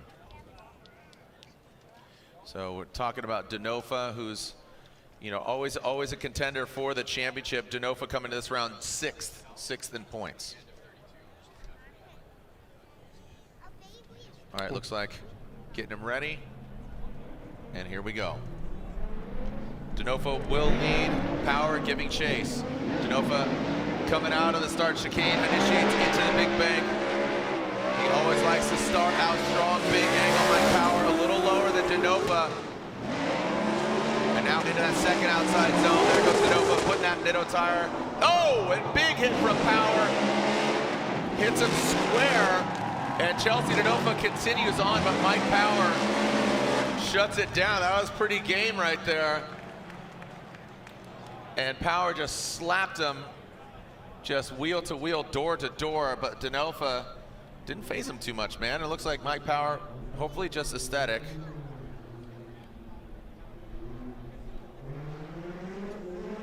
It almost looked like Power used Chelsea as a stopper there.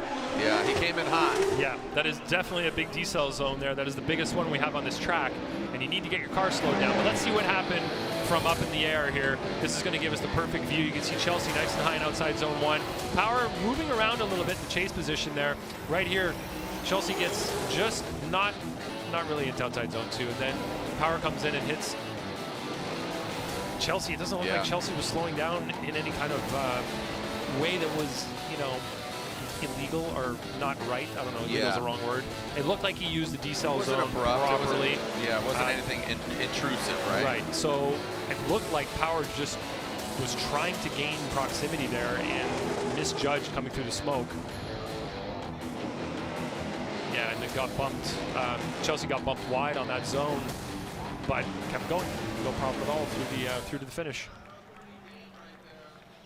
Taking a look here, that is the timer for Joao Barrion to get his vehicle buttoned up and back to the line. Seeing Lorette down there with Joao. We'll see how the second half of this battle between Denofa and Power ends up. You can see the Corvette here. All right, Denofa and Power with that contact. You know, Power is going to be at fault there. Yep. Like you said, nothing. All right, let's throw it down to Lorette Nickel. What's going on with Joao? Hey, Joao, if you could tell us what's happening for you. We actually don't know. We are having some electronic issues, losing power during the lap. So it's like I start with full power, and the end of first zone, I have like half of my power. So we still don't know. We could not figure out anything. Let's try to do. Joao, thank you. Guys. That's always the problem, right? You're down power, you're trying to chase the gremlins, competition timeout, you got to utilize it, otherwise you're going to be compromised. You know, here's Castro. Joao, I would have to say, would you venture? No, I'm not going to leave that alone. I don't want you to answer. I was going to ask you, who do you think has an advantage here? Moving along. Yeah, moving along, but, you know, just given that first half of it, I think Castro, his chase run just needed to be tighter and higher, and Joao didn't have those gremlins show up until kind of latter portion of the track. He did miss outside zone 2 very drastically, but we'll revisit that, and we'll probably replay that first run. Oh, and it's great to see Alec Robbins here on the start line. He messaged me actually and says, hey man, just an FYI, I went hard into the wall in practice. We're gonna get it back together. He didn't think he'd get it back, but so that's why I say it's great to see him up and running and bringing it back to the start line. And Joao Barrion looking to win his first battle. He hasn't advanced into the 16 this year yet. So, and just as I said that, looks like Reeder does leave Robbins on the line. So this very well could be not a buy run for him, but with Robbins pulling up. Here's Reeder, who got the win in New Jersey, round 4. Fought tooth and nail, and Travis Reeder, he's got his family here cheering him on. And Reeder's got to have a lot of confidence, not only getting the victory, but just feeling at home, feeling here, you know, back here in the Pacific Northwest, compete. This is his home track. This is where he cut his teeth. Both him and Dylan Hughes, they're very familiar with Evergreen. Yeah, and that Reeder here just showed us a little bit of concern there going to outside zone 3. It's one of those things that we do need to pay attention to, and drivers need to pay attention to as well. He transitioned really late going to zone 3, and of course there was no competitor behind him, but it's just something that drivers need to be aware of. Going from zone 2 to zone 3, you need to make that transition happen before going to outside zone 3. Sorry, Ryan, just some chatter and banter behind here as we're kind of moving around from Joao Castro, Denofa Power, and now obviously Reeder Robbins. We're going to call that, unfortunately, Robbins didn't leave the line. So Travis Reeder gets the win. Reeder will advance on. So your local boy from right here in Washington gets the win. Travis Reeder will advance on. So like I said, moving around, if you can recall, Joao Barrion, Castro, we saw that and could see Joao in the burnout box. How are we doing out there, Seattle? A man with the Red Sox hat, he doesn't even know he's on the screen. What's cracking, dude? Are you even from Boston? No? No, just like the letter B? Big fan of the B? All right, that's cool. Yeah, I love letters too. Big letter fan. Cool shirt. Big letter guy. I did see a little DGK. Yeah. All right, so here we go with the Hachiroku. Is that what you're talking about? Hachiroku, yes. Yep. It is 86 day today, by the way. It's August 6th. Get the heck It's out of here. 86 day. So speaking of 86, Jonathan Castro. So let's see if the GR86 of Jonathan Castro on 86 day, August 6th, can take out Joao Barrion. If Joao has found the gremlins, can Castro move on? This is a new car prepared for him. So again, these gentlemen, as far as standings go, they're quite a bit down there right now, 31st and 33rd in standings. So looking for that momentum, getting their new cars, both these guys in brand new cars. So Castro will lead, Joao Barrion giving chase in the Rockstar Energy Drink, top 32. Let's see, Castro out front now. Still got quite a few amazing battles left. We are officially now halfway through the 32.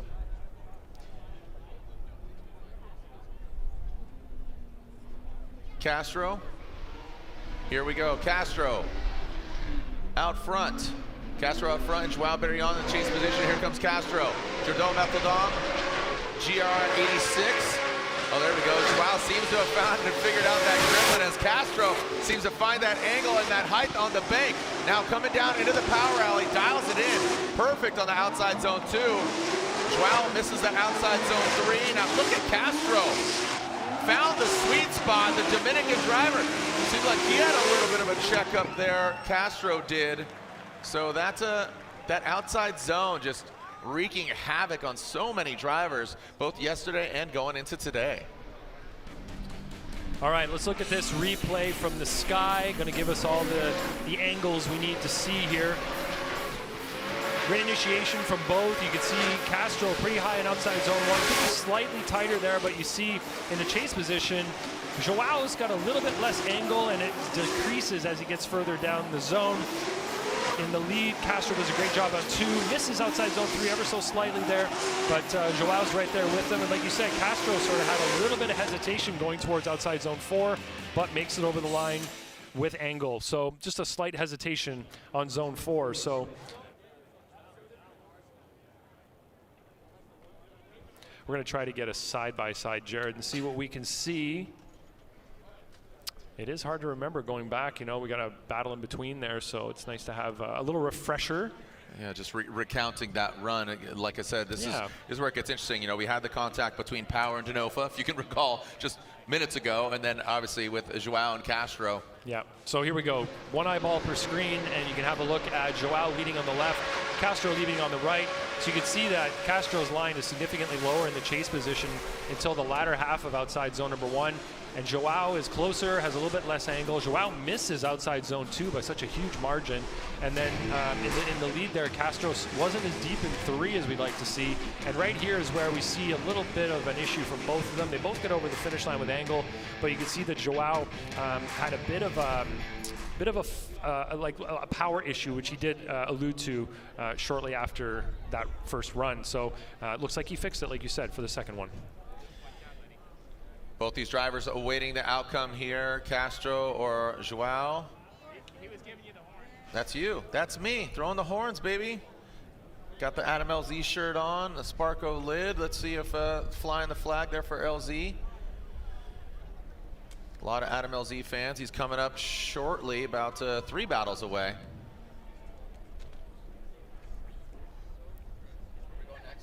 And waiting the outcome here, Joao Barrion or Jonathan Castro. Will revisit Denofa and Power after this, ideally. What? Split decision. Castro gets the win.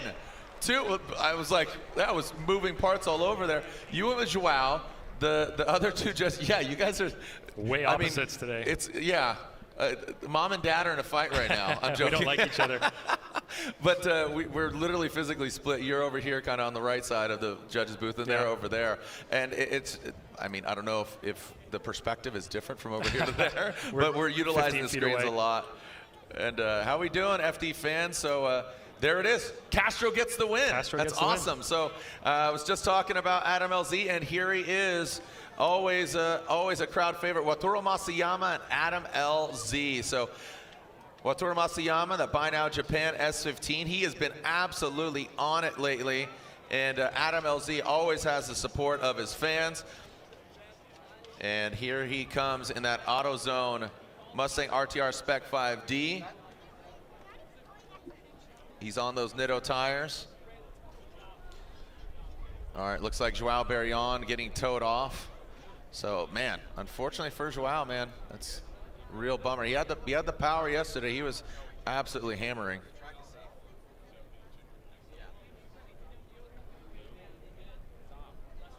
Okay, so a beautiful day out here. Like I said, temperature-wise and weather-wise, not a cloud in the sky. You can see just barely as we are ready to send him. Here we go. Adam LZ on that start line. Wataru Masayama will be leading, qualified 7th. Adam LZ qualifying 26th. Let's see what we got here from Masayama and LZ. All right, leaving that start chicane. Let's see if the fade comes in hot. Wataru Masayama, big angle from him. Adam LZ needs to close that gap. He does have the angle, not the proximity. Now into that second, very shallow and outside zone 2 in the power alley by LZ. Now into that inside clip. Big angle there from Masayama. He does exceed it, drops that tire off course. LZ definitely throws it down the latter portion of the track, but LZ, again, big gap off the start, and then coming to that power alley is very shallow in outside zone 2. Was there a wall tap at outside zone 4 from Masayama, and what was LZ's initiation like here? 3-2. Like right at the one cone. Yeah, you can see that Masayama's really high on outside zone 1. Car looks completely set. No movement. Really looking great there. And it looked like LZ got almost to the wall there at outside zone 1 at the end. Misses outside zone 2 completely. Masayama does a good job in the lead position. Puts one tire off after inside clip 1, getting himself lined up for zone 4. And he does tap the wall as he comes over the finish line with reduced angle. So looking at it from these more ground level cameras here, it's going to give us a different perspective. And look at LZ, angles up really big there at the end of outside zone 1, makes him miss outside zone 2, and doesn't do a great job on 3 either. Coming through the outside zone 4 area, this is where Masayama's got the wall tap, and ooh, he goes almost straight over the finish line. But in terms of a lead to lead, now LZ is going to have to run that high-level lead run, right? High on the zone 1, fill 2, 3, and get wide on 4, but not tap the wall that straightens him up. In the chase position, Masayama's got to stay close. If he gets proximity and mimics that line, he's going to have an easy chase-to-chase win comparatively. I think it might have been a blessing that LZ wasn't tight to Masayama on that last outside zone. That could have been a little more violent. Here we go, Adam LZ now got the clean air, the AutoZone Mustang RTR Spec 5 initiates, good initiation there, and look at Masayama, he talked about that proximity, he does close it, but not all the way, he takes a very shallow low line on the bank into the outside zone 2. Masayama just buried in the smoke. Adam LZ takes a wide line around that inside clip. Watch him transition here, Masayama. Wow, good composure there by Masayama. Oh, talk about hitting that wall, you talk about it, and LZ does it. Bumper budget, those RTR boys eating up those bumpers. That was a big hit, Jared. Yeah. As you can tell by the rear of his car completely gone. Trunk, bumper. So, comparatively here, lead to lead, chase to chase, we're going to have to keep a close eye on where LZ was placing his car and what Masayama was doing in the chase position. So on initiation, big flick from LZ. He's riding not quite as high on outside zone 1.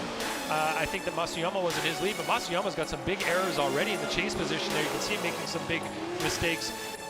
And there you can see LZ does okay in 1, just off of outside zone 2. He has a weird line going to inside clip 1, and then as he approaches 4 here, makes big contact straightens up quite a bit as he goes over the finish line. So I think Masuyama had a big advantage here, or opportunity in the chase position, and he may have squandered it somewhat by not really getting his car placed properly.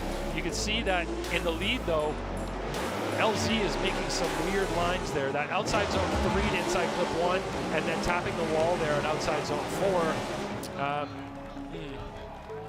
A lot of errors here to look at from both drivers. Looks like the fans are voting right now, and that we have a live poll on our live stream, and they're saying 49% Masuyama, 21% LZ, and 30% one more time. So that's the fans tuning in. Hey, that's you. We do have to go back to the Denofa power battle. Yeah, that Mustang is looking worse for wear. I mean, they're designed, they have bash bars, but only to a certain point. Here we go, slide him left for Masuyama, right for Adam LZ, and Masuyama gets the victory, taking out Adam LZ. So unfortunately, LZ is retired early and is knocked out into 32. All right, so Masuyama will advance on that Buy Now Japan, Sylvia. And we have 5.5 more battles left. You could see Reader already in on that right-hand side, Masuyama obviously, and Reader will go against either Denofa or Power in the 16. There's the second half of this Denofa Power. If you could recall, Mike Power going into the side of Denofa, outside, exiting into the power alley, and then into that inside clip. Power just came in hot, boom, hit him just flat on, square, which is the best way to hit if you're going to. Yeah, if you're going to have contact, no tire to tire, not kind of nosing in, T-boning him or Y-boning him. I don't know what you'd call it if you come at an angle. Wishboning? Y-boning. All right, here we go. Mike Power out front. That Power S15. Chelsea Nova giving him some room, but look at Chelsea. You see him reeling him in. Click, click, click, click, click. And then here comes Power now from New York, dropping into that power alley. The power alley right now as Denofa taking a tempered approach. And coming into that last outside zone goes Power and Denofa. And with... That was an interesting line from Denofa in the chase position. Sorry, real quick. Denofa trying to drop that top 32 loss that he had in St. Louis. Oh, that's right. Yeah, that was a big blow to the system. And keep in mind, again, sitting 6th in points. Right. So we're going to do the lead-to-lead, chase-to-chase comparison here. Watching this replay, it looks like in the chase, in the lead there, Power has a nice initiation, but then has a bit of a bobble right after initiation. You can see him slightly correcting. Chelsea gave him some room, but like you said, reeled him in. I think he expected to be faster around outside zone 1, and that was a pretty good assumption to make, a good calculation there. Chelsea does a good job of mimicking what Power is doing in the lead, coming through outside zone 3 to inside clip 1, and right there they both dropped tires, so Chelsea is just mimicking what Power is doing in the lead through the inside clip 1, outside zone 4 area, so you can't really fault Chelsea for chasing and doing what he's supposed to in the chase. Yeah, so I think something that needs to be pointed out is that Mike Power did have an incomplete on run 1, so that sort of gives a huge advantage to Chelsea going into the second run of that battle, but Chelsea did put an exclamation point on it. He got close, mimicked what Power was doing everywhere. Even when Power went offline a little bit, Chelsea said, okay, you're going there, I'm coming with you because that's what I'm supposed to do. Yep, so again, Chelsea Denofa gets the win as he steps onto the scale, see his fight and weight. And Ryan Turk, 30-some-odd points behind the leader, is going against Kyle the Menace Mohan. Ryan Turk, who got the victory at round 1 in Long Beach. And Ryan Turk and that Rain-X Toyota GR Corolla, Rockstar energy drink running through his veins. Kyle the Menace Mohan with renewable lubricants running through his rotary, that Mazda RX-8, the Mazda Trix vehicle. And Ryan Turk pulls off. Uh-oh. Uh-oh. He was in that Pedal Commander burnout box, and he just steps off. And I did get messages from, and I believe he put in a new engine. It was I think it was the ring gear. No, what was it now?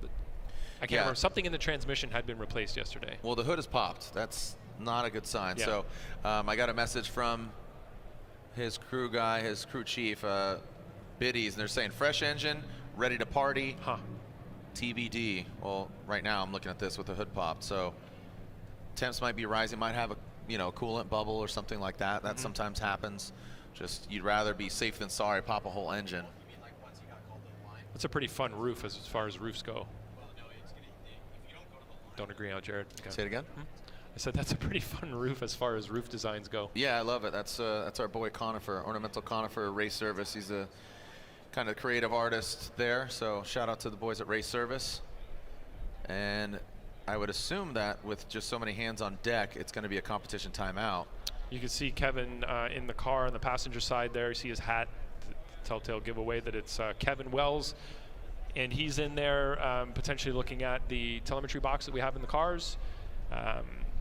But he's there. He has an eye on what's going on. It's pretty hard to get anything by Kevin. He's always there when something's happening like this, and he's going to keep an eye on what you're doing. So, competition timeouts come into play when the team gets their hand on the car. Of course, not here, right off to the side of the burnout box. They would get the car over to a safe space, a place where they Oh, boy. Maybe that's why the car's not moving, Jared.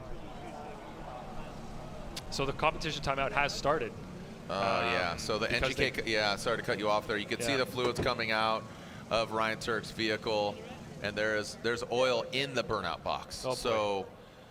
What a app. This is not what you want. I don't know if the 5 minutes, he's already, it's already 3 minutes left. This is when you're in contention for the championship. Oh my God, get the fucking thing on, man. All right, so as we are, maybe move the microphone a little farther away from. This is. That's a testimonial to just the emotions right now and what happened. They said they are ready, they're good to go, but obviously not. And this is not ideal for the Rain-X Toyota GR Corolla on Netto tires. You can see just how much this thing is. So Ryan's in third in the standings right now. 35 points. 35 points back, and this is not looking good for his hopes here today. He's not out yet, but it's just not looking very positive at the moment. Yep.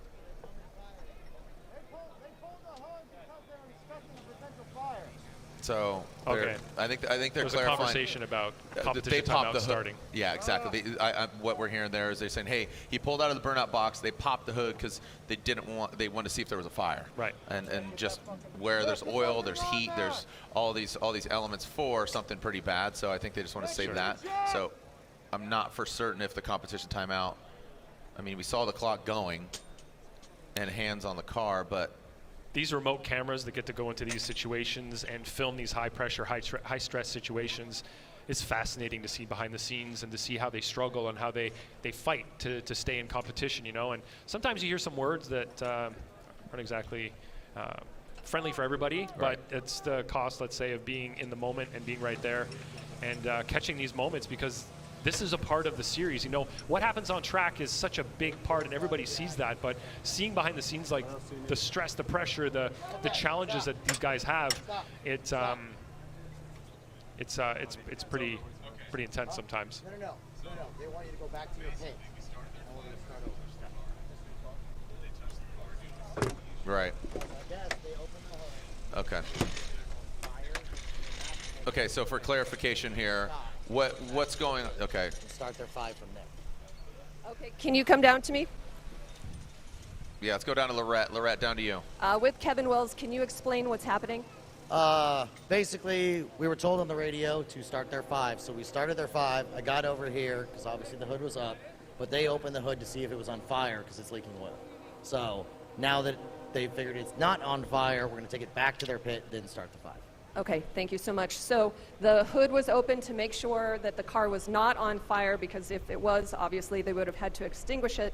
And it was not on fire, so they are going to go back to their pit. They have a 5-minute. I don't know if there's any damage to the car right now, but there's leaking oil.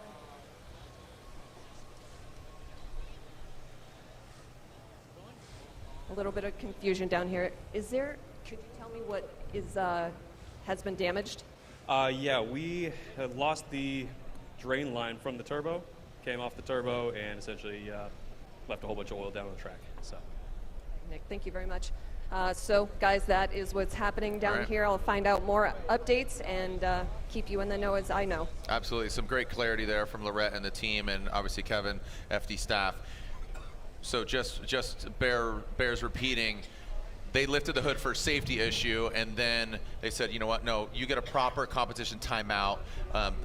You lifted it because of that. So he will get a dedicated 5-minute allotment from when they take it back to the pits, which I think is fair. It's definitely fair. Yeah. And that's what we like to see here. This is drama that's happening real time. It's not what's going to happen every time, but when it does happen, there's a lot of oil down there. But that clarity, that insight into what happened, that turbo line that came off, it gives you a little bit of hope for the team. It's like, okay, they can fix that in 5 minutes. Maybe they can get that turbo line back on. It's not like there's a hole in the block or a transmission exploded or something. Right. It's truly something that they have the opportunity to fix. So they're going to take it back there, and the team is going to have their opportunity to do so.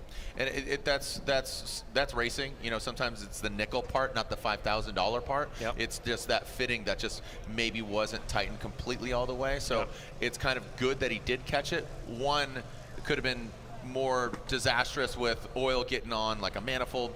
That goes quick, and with that amount of oil, that could have been really bad. So I'm thankful that he's okay, the car's okay.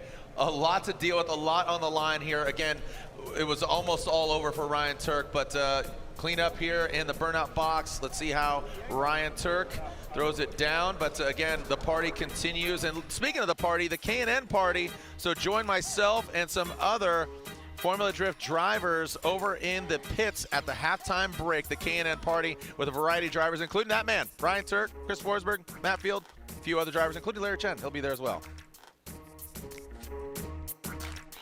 And here are 3 tips for amateur drivers. Number 1, driving with better drivers. So if you're trying to progress your skill set, the best way to do that is to definitely be able to drive with guys that are more skilled than you, and also asking questions around the pit. We have an awesome like-minded community out here with a bunch of awesome drivers, and you shouldn't be shy to be asking people for help. Number 2 would be to spend your money in important places. So just because you want something doesn't necessarily mean that that money's being well spent towards what you're trying to do for your progression. So is seat time more important? Are you in need drastically of this new upgrade to step your skill set up? So I think it's very important to dissect that for yourself and then apply your funds kind of where the most efficient way possible. And number 3, this goes without saying, it's just 100% seat time. There's no way you're going to be able to get better unless you're behind the wheel of the car and being able to drive it. All right, guys, that's it for me. If you want more information, hit me at the Throttle app.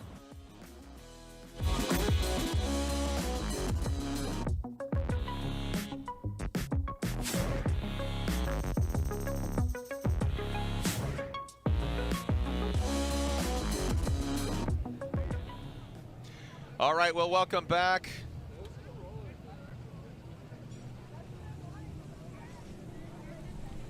Welcome back here to round 6 of the Formula Drift Championship. I apologize.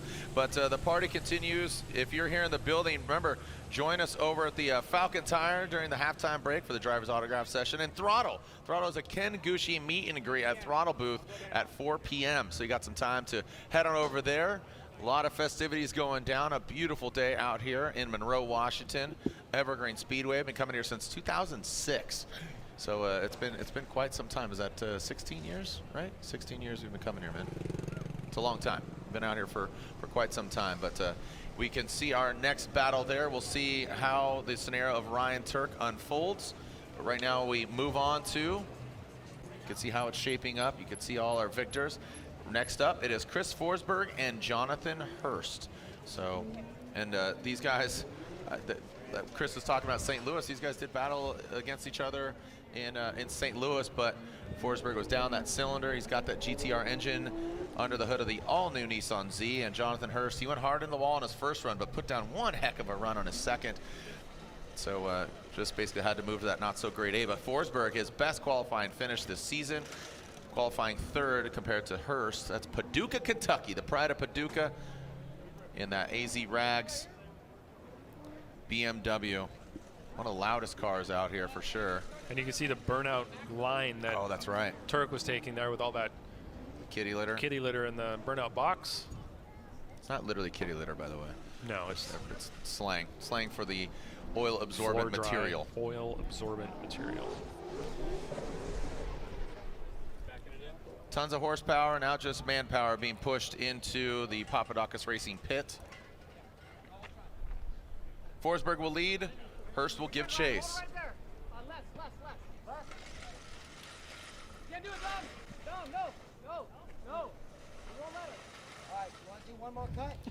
All right, hearing a little bit of a dialogue there from the pits. Make sure we're clear to send. And here we go.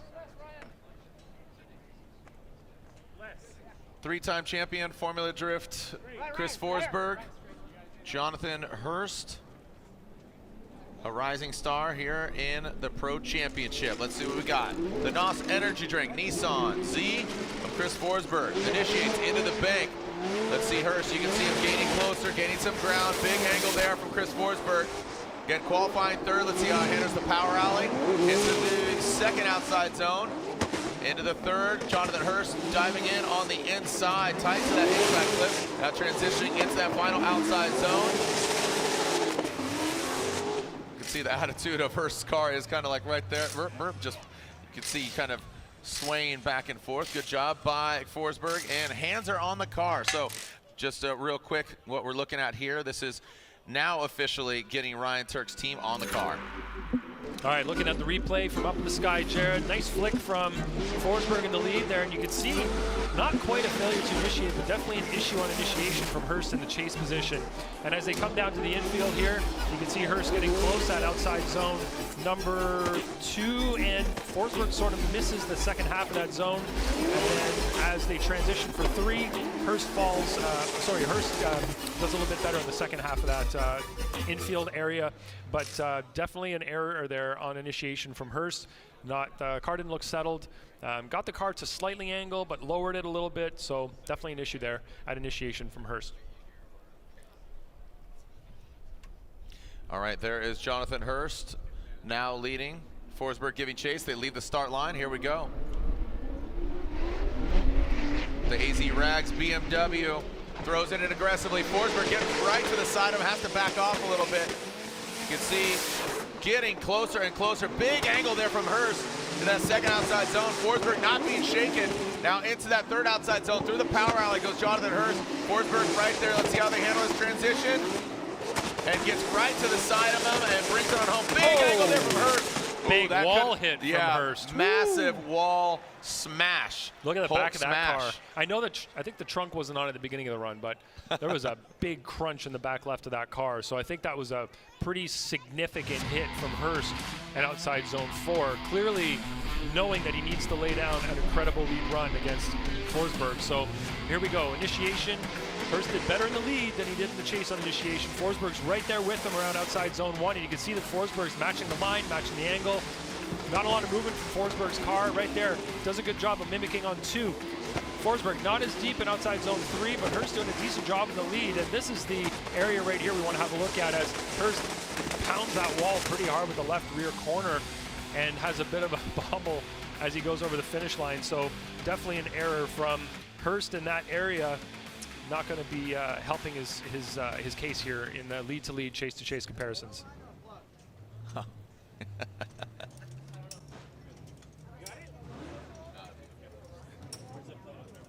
All right, so you can see all hands on deck here for Ryan Turk, trying to find that.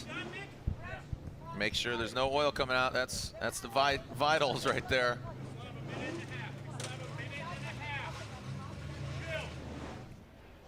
And awaiting the outcome here between Forsberg and Hurst. And here it is. Slide him left for Forsberg, right for Hurst. And Chris Forsberg gets the win. Forsberg gets the win in the all-new NOS Energy Drink Nissan Z. All right, down to Lorette. Lorette, what's cooking? Well, you guys can see that the clock is still running. We're at 1:05. We're at 1 minute right now, and Mario is down here telling everyone, take a breath, guys. It's going to be okay. We have enough time to fix it. It was a line that came loose, and now we're parting the crowds. Ryan never left his car. He was trying to breathe through it, keep calm, and now he's pulling away to do battle, guys. The crowd erupts here. They want to see a good battle. Some Ryan Tuerck fans in the building cheering him on, but the pressure mounts. You know, the Rockstar Energy driver of Ryan Tuerck and his team, again, just spilling oil. If you're just joining us, Ryan Tuerck was to go against Kyle Mohan, enters the burnout box and quickly exits out and spills oil from that burnout box outside, and hopefully put a few quarts in there, because there was a lot on the track. So we'll go back to Ryan Tuerck and Kyle Mohan, but right now, Jeff Jones and Brandon Sorensen. Jeff Jones, Brandon, 18 years old, from Las Vegas, Nevada. Jeff Jones from Sun Valley, California, Southern California to be exact. Jones, Evo Auto Works, Nissan 370Z. And Jeff Jones will lead, Sorensen giving chase. Let's see how Jones does. Jones qualified 14th, Sorensen qualified 19th, so fairly equally matched. Jones out of the gate, big swing, and smoke machine turns on. Jones, big angle, Brandon Sorensen, he needs to get involved. He is low and lacking angle as Jones now comes to that second outside zone. Jeff Jones, that Edelbrock supercharger, takes a wide line but tightens it back up. That was a crazy good line there from Jones. That was interesting, just it had that wide swing, and I thought he was gonna miss that inside clip. Was wider, and you know, it looked dramatic, but at the end of the day, Brandon just was not part of the equation. No, you can see right from the get-go here, outside zone 1, Brandon falls back and down as well. So look at initiation. You can see low angle from Brandon early on. He's down in the second lane, basically, way off of outside zone 1, not matching the line, the angle. His proximity isn't great either through that area, so definitely a big miss from Sorensen there. In the lead position, like you were saying, Jeff Jones doing a great job in the lead, added angle going inside clip 1 to get that line kind of tightened in there and made it work. Looked like a great lead run from Jeff Jones. So as we switch positions for them now, Jeff in the chase, match line, match angle, that's going to be a big one. Have more proximity, that's going to give him that advantage that he needs, chase-to-chase comparison. In the lead position, Sorensen has his work cut out for him right now. Jones did a pretty great job up in the lead position. And just the momentum that Jeff Jones is riding, just even from last year, just he's gained a lot of interest. He's having fun, but he wants to win. He wants to get on the box. Brandon's going to try to get in his way, but he really, as you say, needs to step up here and put down a solid lead run, especially on this big bank. He's got the clean air of that United States Air Force BMW, and he's doing exactly what we had hoped. Ooh, some wavering there. Man, he was flirting with that wall, saying, hey, how you doing? And then, swings wide outside zone 2. And that's where that gets precarious, is that's hard to follow for Jones with him going 2 wheels off.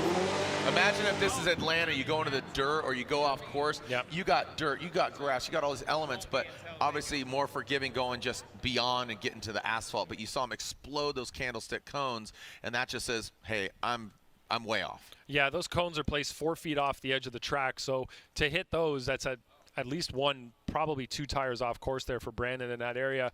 And unfortunately for Brandon, Jeff Jones here will get the win. Jeff Jones gets the win.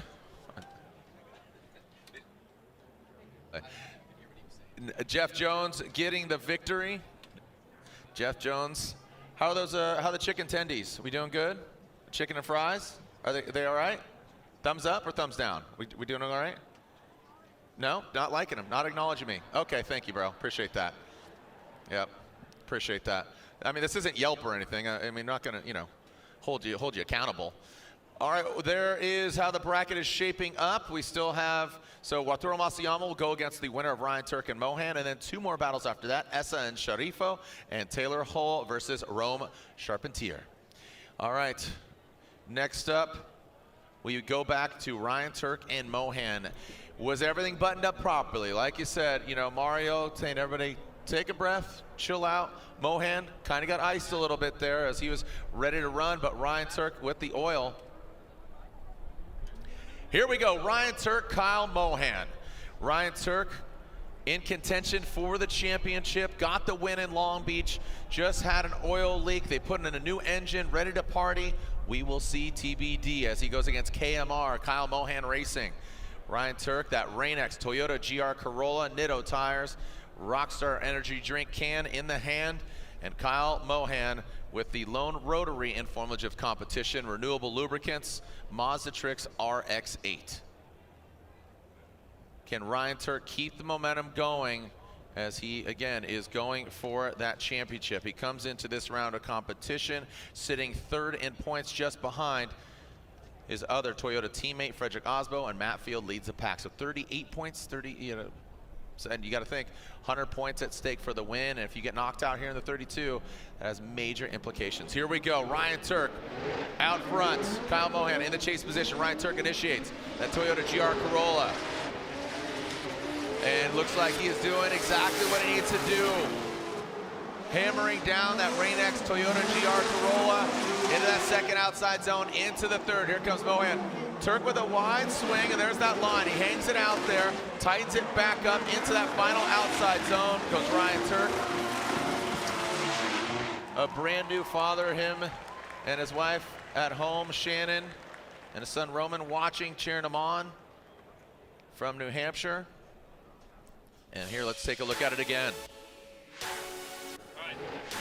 All right, looking at the replay from the sky, we're going to get a great view of how these cars are moving around. You can see some wavering from Kyle Mohan early on there, and there's a pretty big gap between Ryan Tuerck in the lead and Mohan in the chase. Tuerck almost gets out to outside zone 2, does a good job on 3. Mohan misses 3.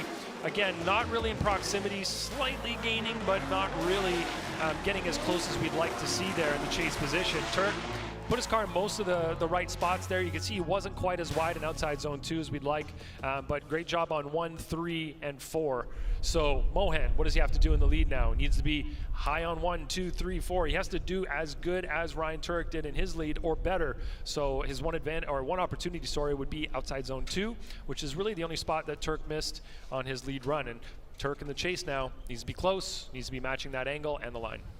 Fluidity, I think that's what's going to happen, what needs to happen for Kyle Mohan. Just keeping it fluid, but you need to start strong. It's kind of like bookends. You got the bread. You kind of got the outside zone 1 where you start, and you got outside zone 4, right? In between, just make it good, make it meaty, but it really, you don't really have a sandwich if you don't start with 2 pieces of bread. I don't know where I'm going with this. I'm just hungry, I guess. Yeah, like Jared says, let's eat. Let's eat. Here we go. Kyle Mohan is going to throw it down. Where is Ryan Tuerck? You see Mohan, looked like Ryan Tuerck was maybe kind of saying, hey, I'm going to pedal back here and see how it happens, but might have given him some, whoa, buddy. That might have, again, don't want to make claims. Wow. Mohan goes obviously off course. Let's take a look at it. Get that overhead view. Ryan Tuerck applies the pressure.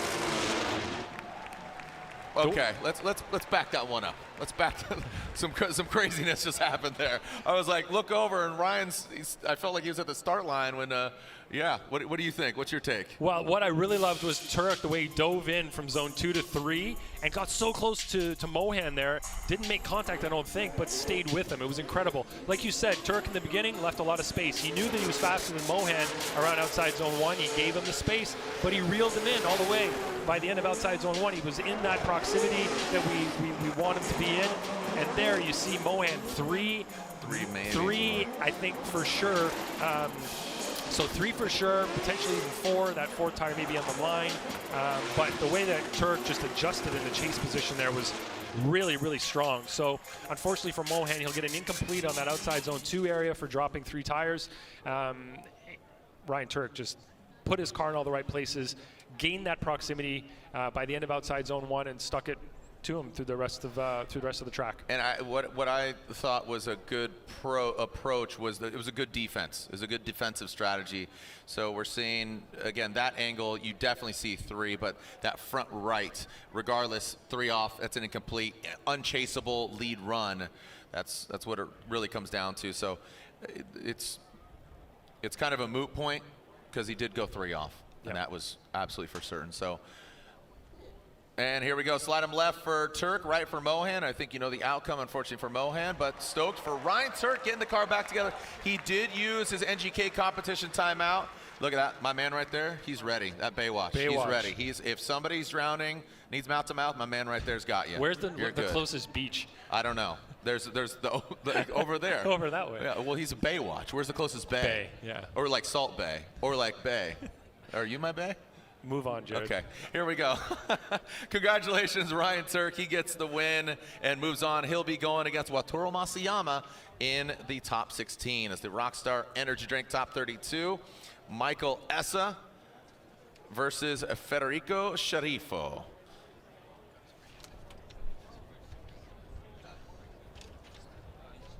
All right, so again, we are seeing a lot of parties in the pits. Ken Gucci meet and greet at the Throttle booth at 4 p.m. Falcon Tire, they got a party going on during the halftime break. And Federico Sharifo, he'll be joining me over at the K&N halftime party as well. Here we go. Michael Essa, FCP, Euro, Liqui Moly, Bilstein, BMW, and the Fiorella, the Ferrari. Whoa, look at Essa dragging bumper on the wall. Let's see how Essa throws down. Just riding that track edge. Oh boy. Almost went into the side of the BMW, but these guys both, look at these European monsters right now. Absolute weapons. Michael Essa currently 17th in the standings coming into this round 6. Essa did a great job in the infield, putting that left rear tire right on the line and outside zone 2. Nice transition to 3. Really nicely done from Essa in the lead. And let's look at it from the sky here to get every little nuance that we can. Essa nice and wide on outside zone 1. You can see him high all the way to the wall. In the chase position there, Sharifo very consistent on proximity, not as close as we'd like to see, but very consistent. You can see Sharifo dives in there, misses outside zone 3, but takes that opportunity to build proximity. Unfortunately, he has to kind of reel it back because he gets a little too close too quick and loses proximity again through to the finish line.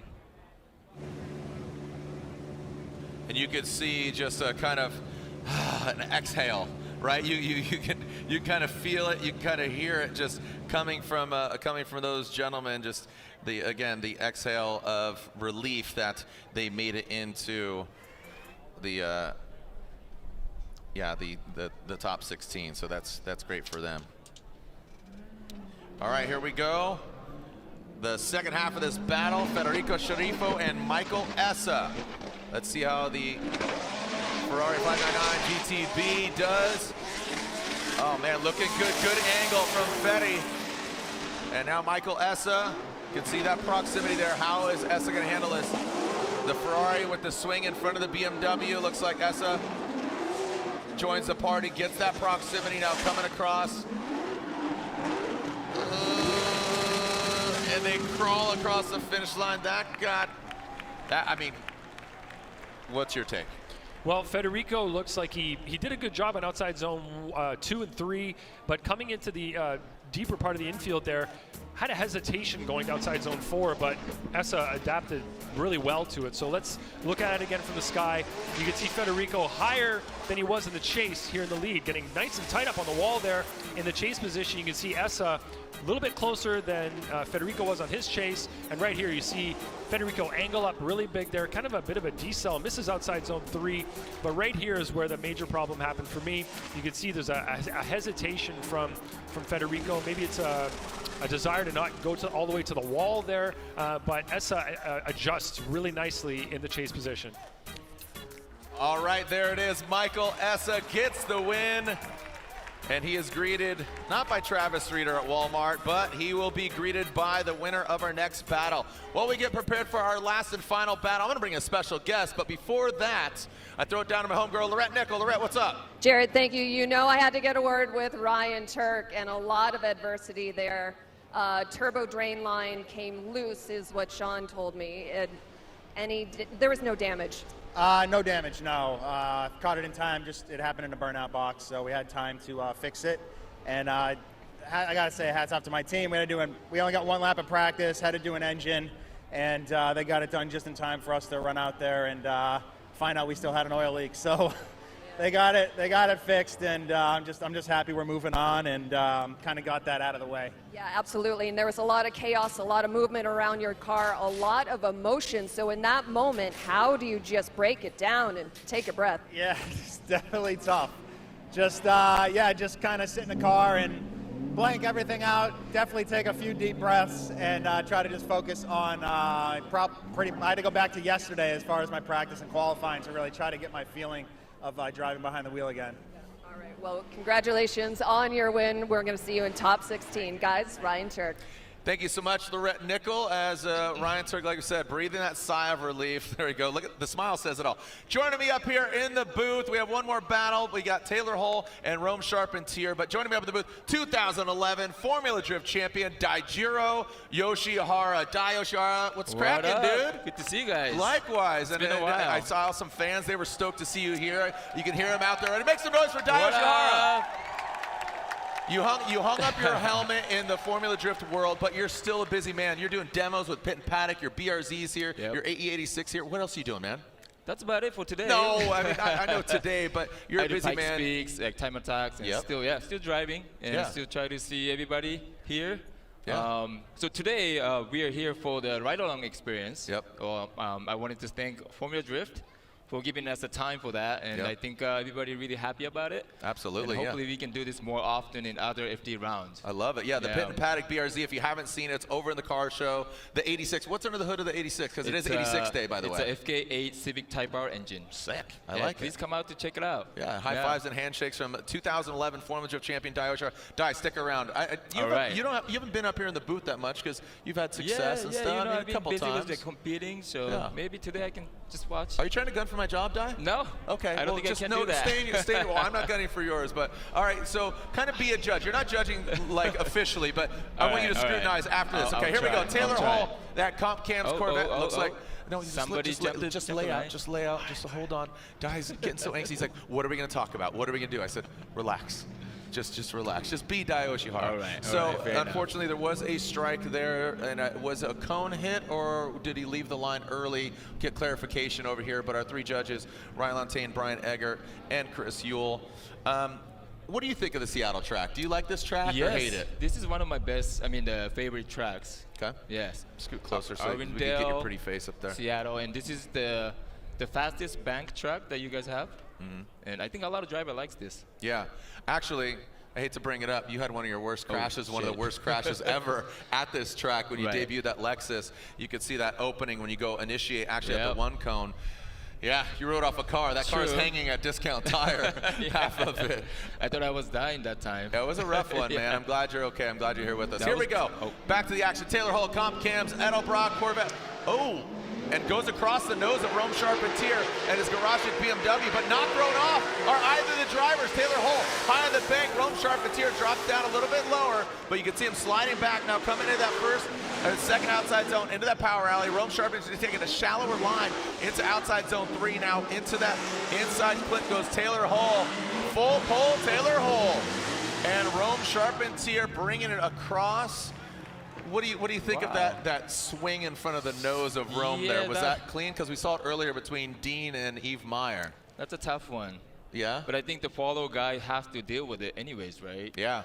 We saw this earlier, so take a look at it again. Yeah. You'll see Rome, he's pretty close, he can't get in the way. I know. It's tough, but... Unfortunately, there's no contact. Right, yeah. And then Taylor did really good lead run. And I think Rome followed really well too, up until coming into the infield. And he got a little bit like a shallow line. Yeah. But yeah, it was decent. Decent, yeah, you could see Rome missing that third outside zone. Look, it's all good, dude. Yeah. It's all good. It's all good. I got a couple beers in, so to me it looks fine. You're not driving anymore. I'm not driving. You know, I love that you said that, because I come in with the judges, Brian Eggert, Ryan Lantain, and his lovely wife Brittany, and I said, there's some days where I come to an event and I just don't want to work. This is work. There's some days where I just want to be like, nah, I quit. Give me a beer. I just want to watch an event and hang out. This is one of those events, man. There's some events where where the stars align. The weather, the people, the vibe, all that, and we're feeling the energy right now. Here we go. Yeah, Back to the second half of this battle. Rome Charpentier, Garagistic, BMW E36, Taylor full pole hood that chase position. Oh man, we need Taylor Hall to gain that proximity. Rome with the clean air. Oh! Shreds that back bumper, goes and exceeds the track. Taylor Hall getting a bunch of shrapnel in his face. That's gonna be all up in his beard right now. He's got that, got the Willys beard gear. Taylor Hall, nice job. I mean, Rome, he went into it kind of pushed. Yeah, he pushed, but he kind of went into it late. That was kind of interesting position there. All right, let's take a look at it again here. What's going through your mind? How do you think Rome was with the clean air? It was great up until the end of the bank. Yeah. He tapped the wall, but I see the front wheel was into the right-hand side. Yeah. Which means I'm just there right there. Yeah. So That's maybe, how difficult is that to follow for Taylor? You know what I'm saying? Because here's Rome. He gets to the wall. How difficult is that for Taylor to follow? When he tapped the wall? Yeah. That's a tough one. But at the point, I think he's committing anyways. So there's nothing he can do. And he didn't slow down, so Taylor didn't have any issue. Yeah.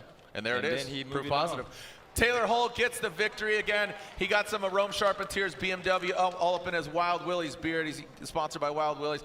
Di, anything else you want to add, man? Follow you, smash that like button, subscribe, swipe up. That too, and also I'll be hanging out at the car show area. Okay. Pete and Paddock having a car show right there, and I have a booth out there. So please come out and then check out my 8086 and BRZ, and I will meet you guys. Awesome. Out there. High five.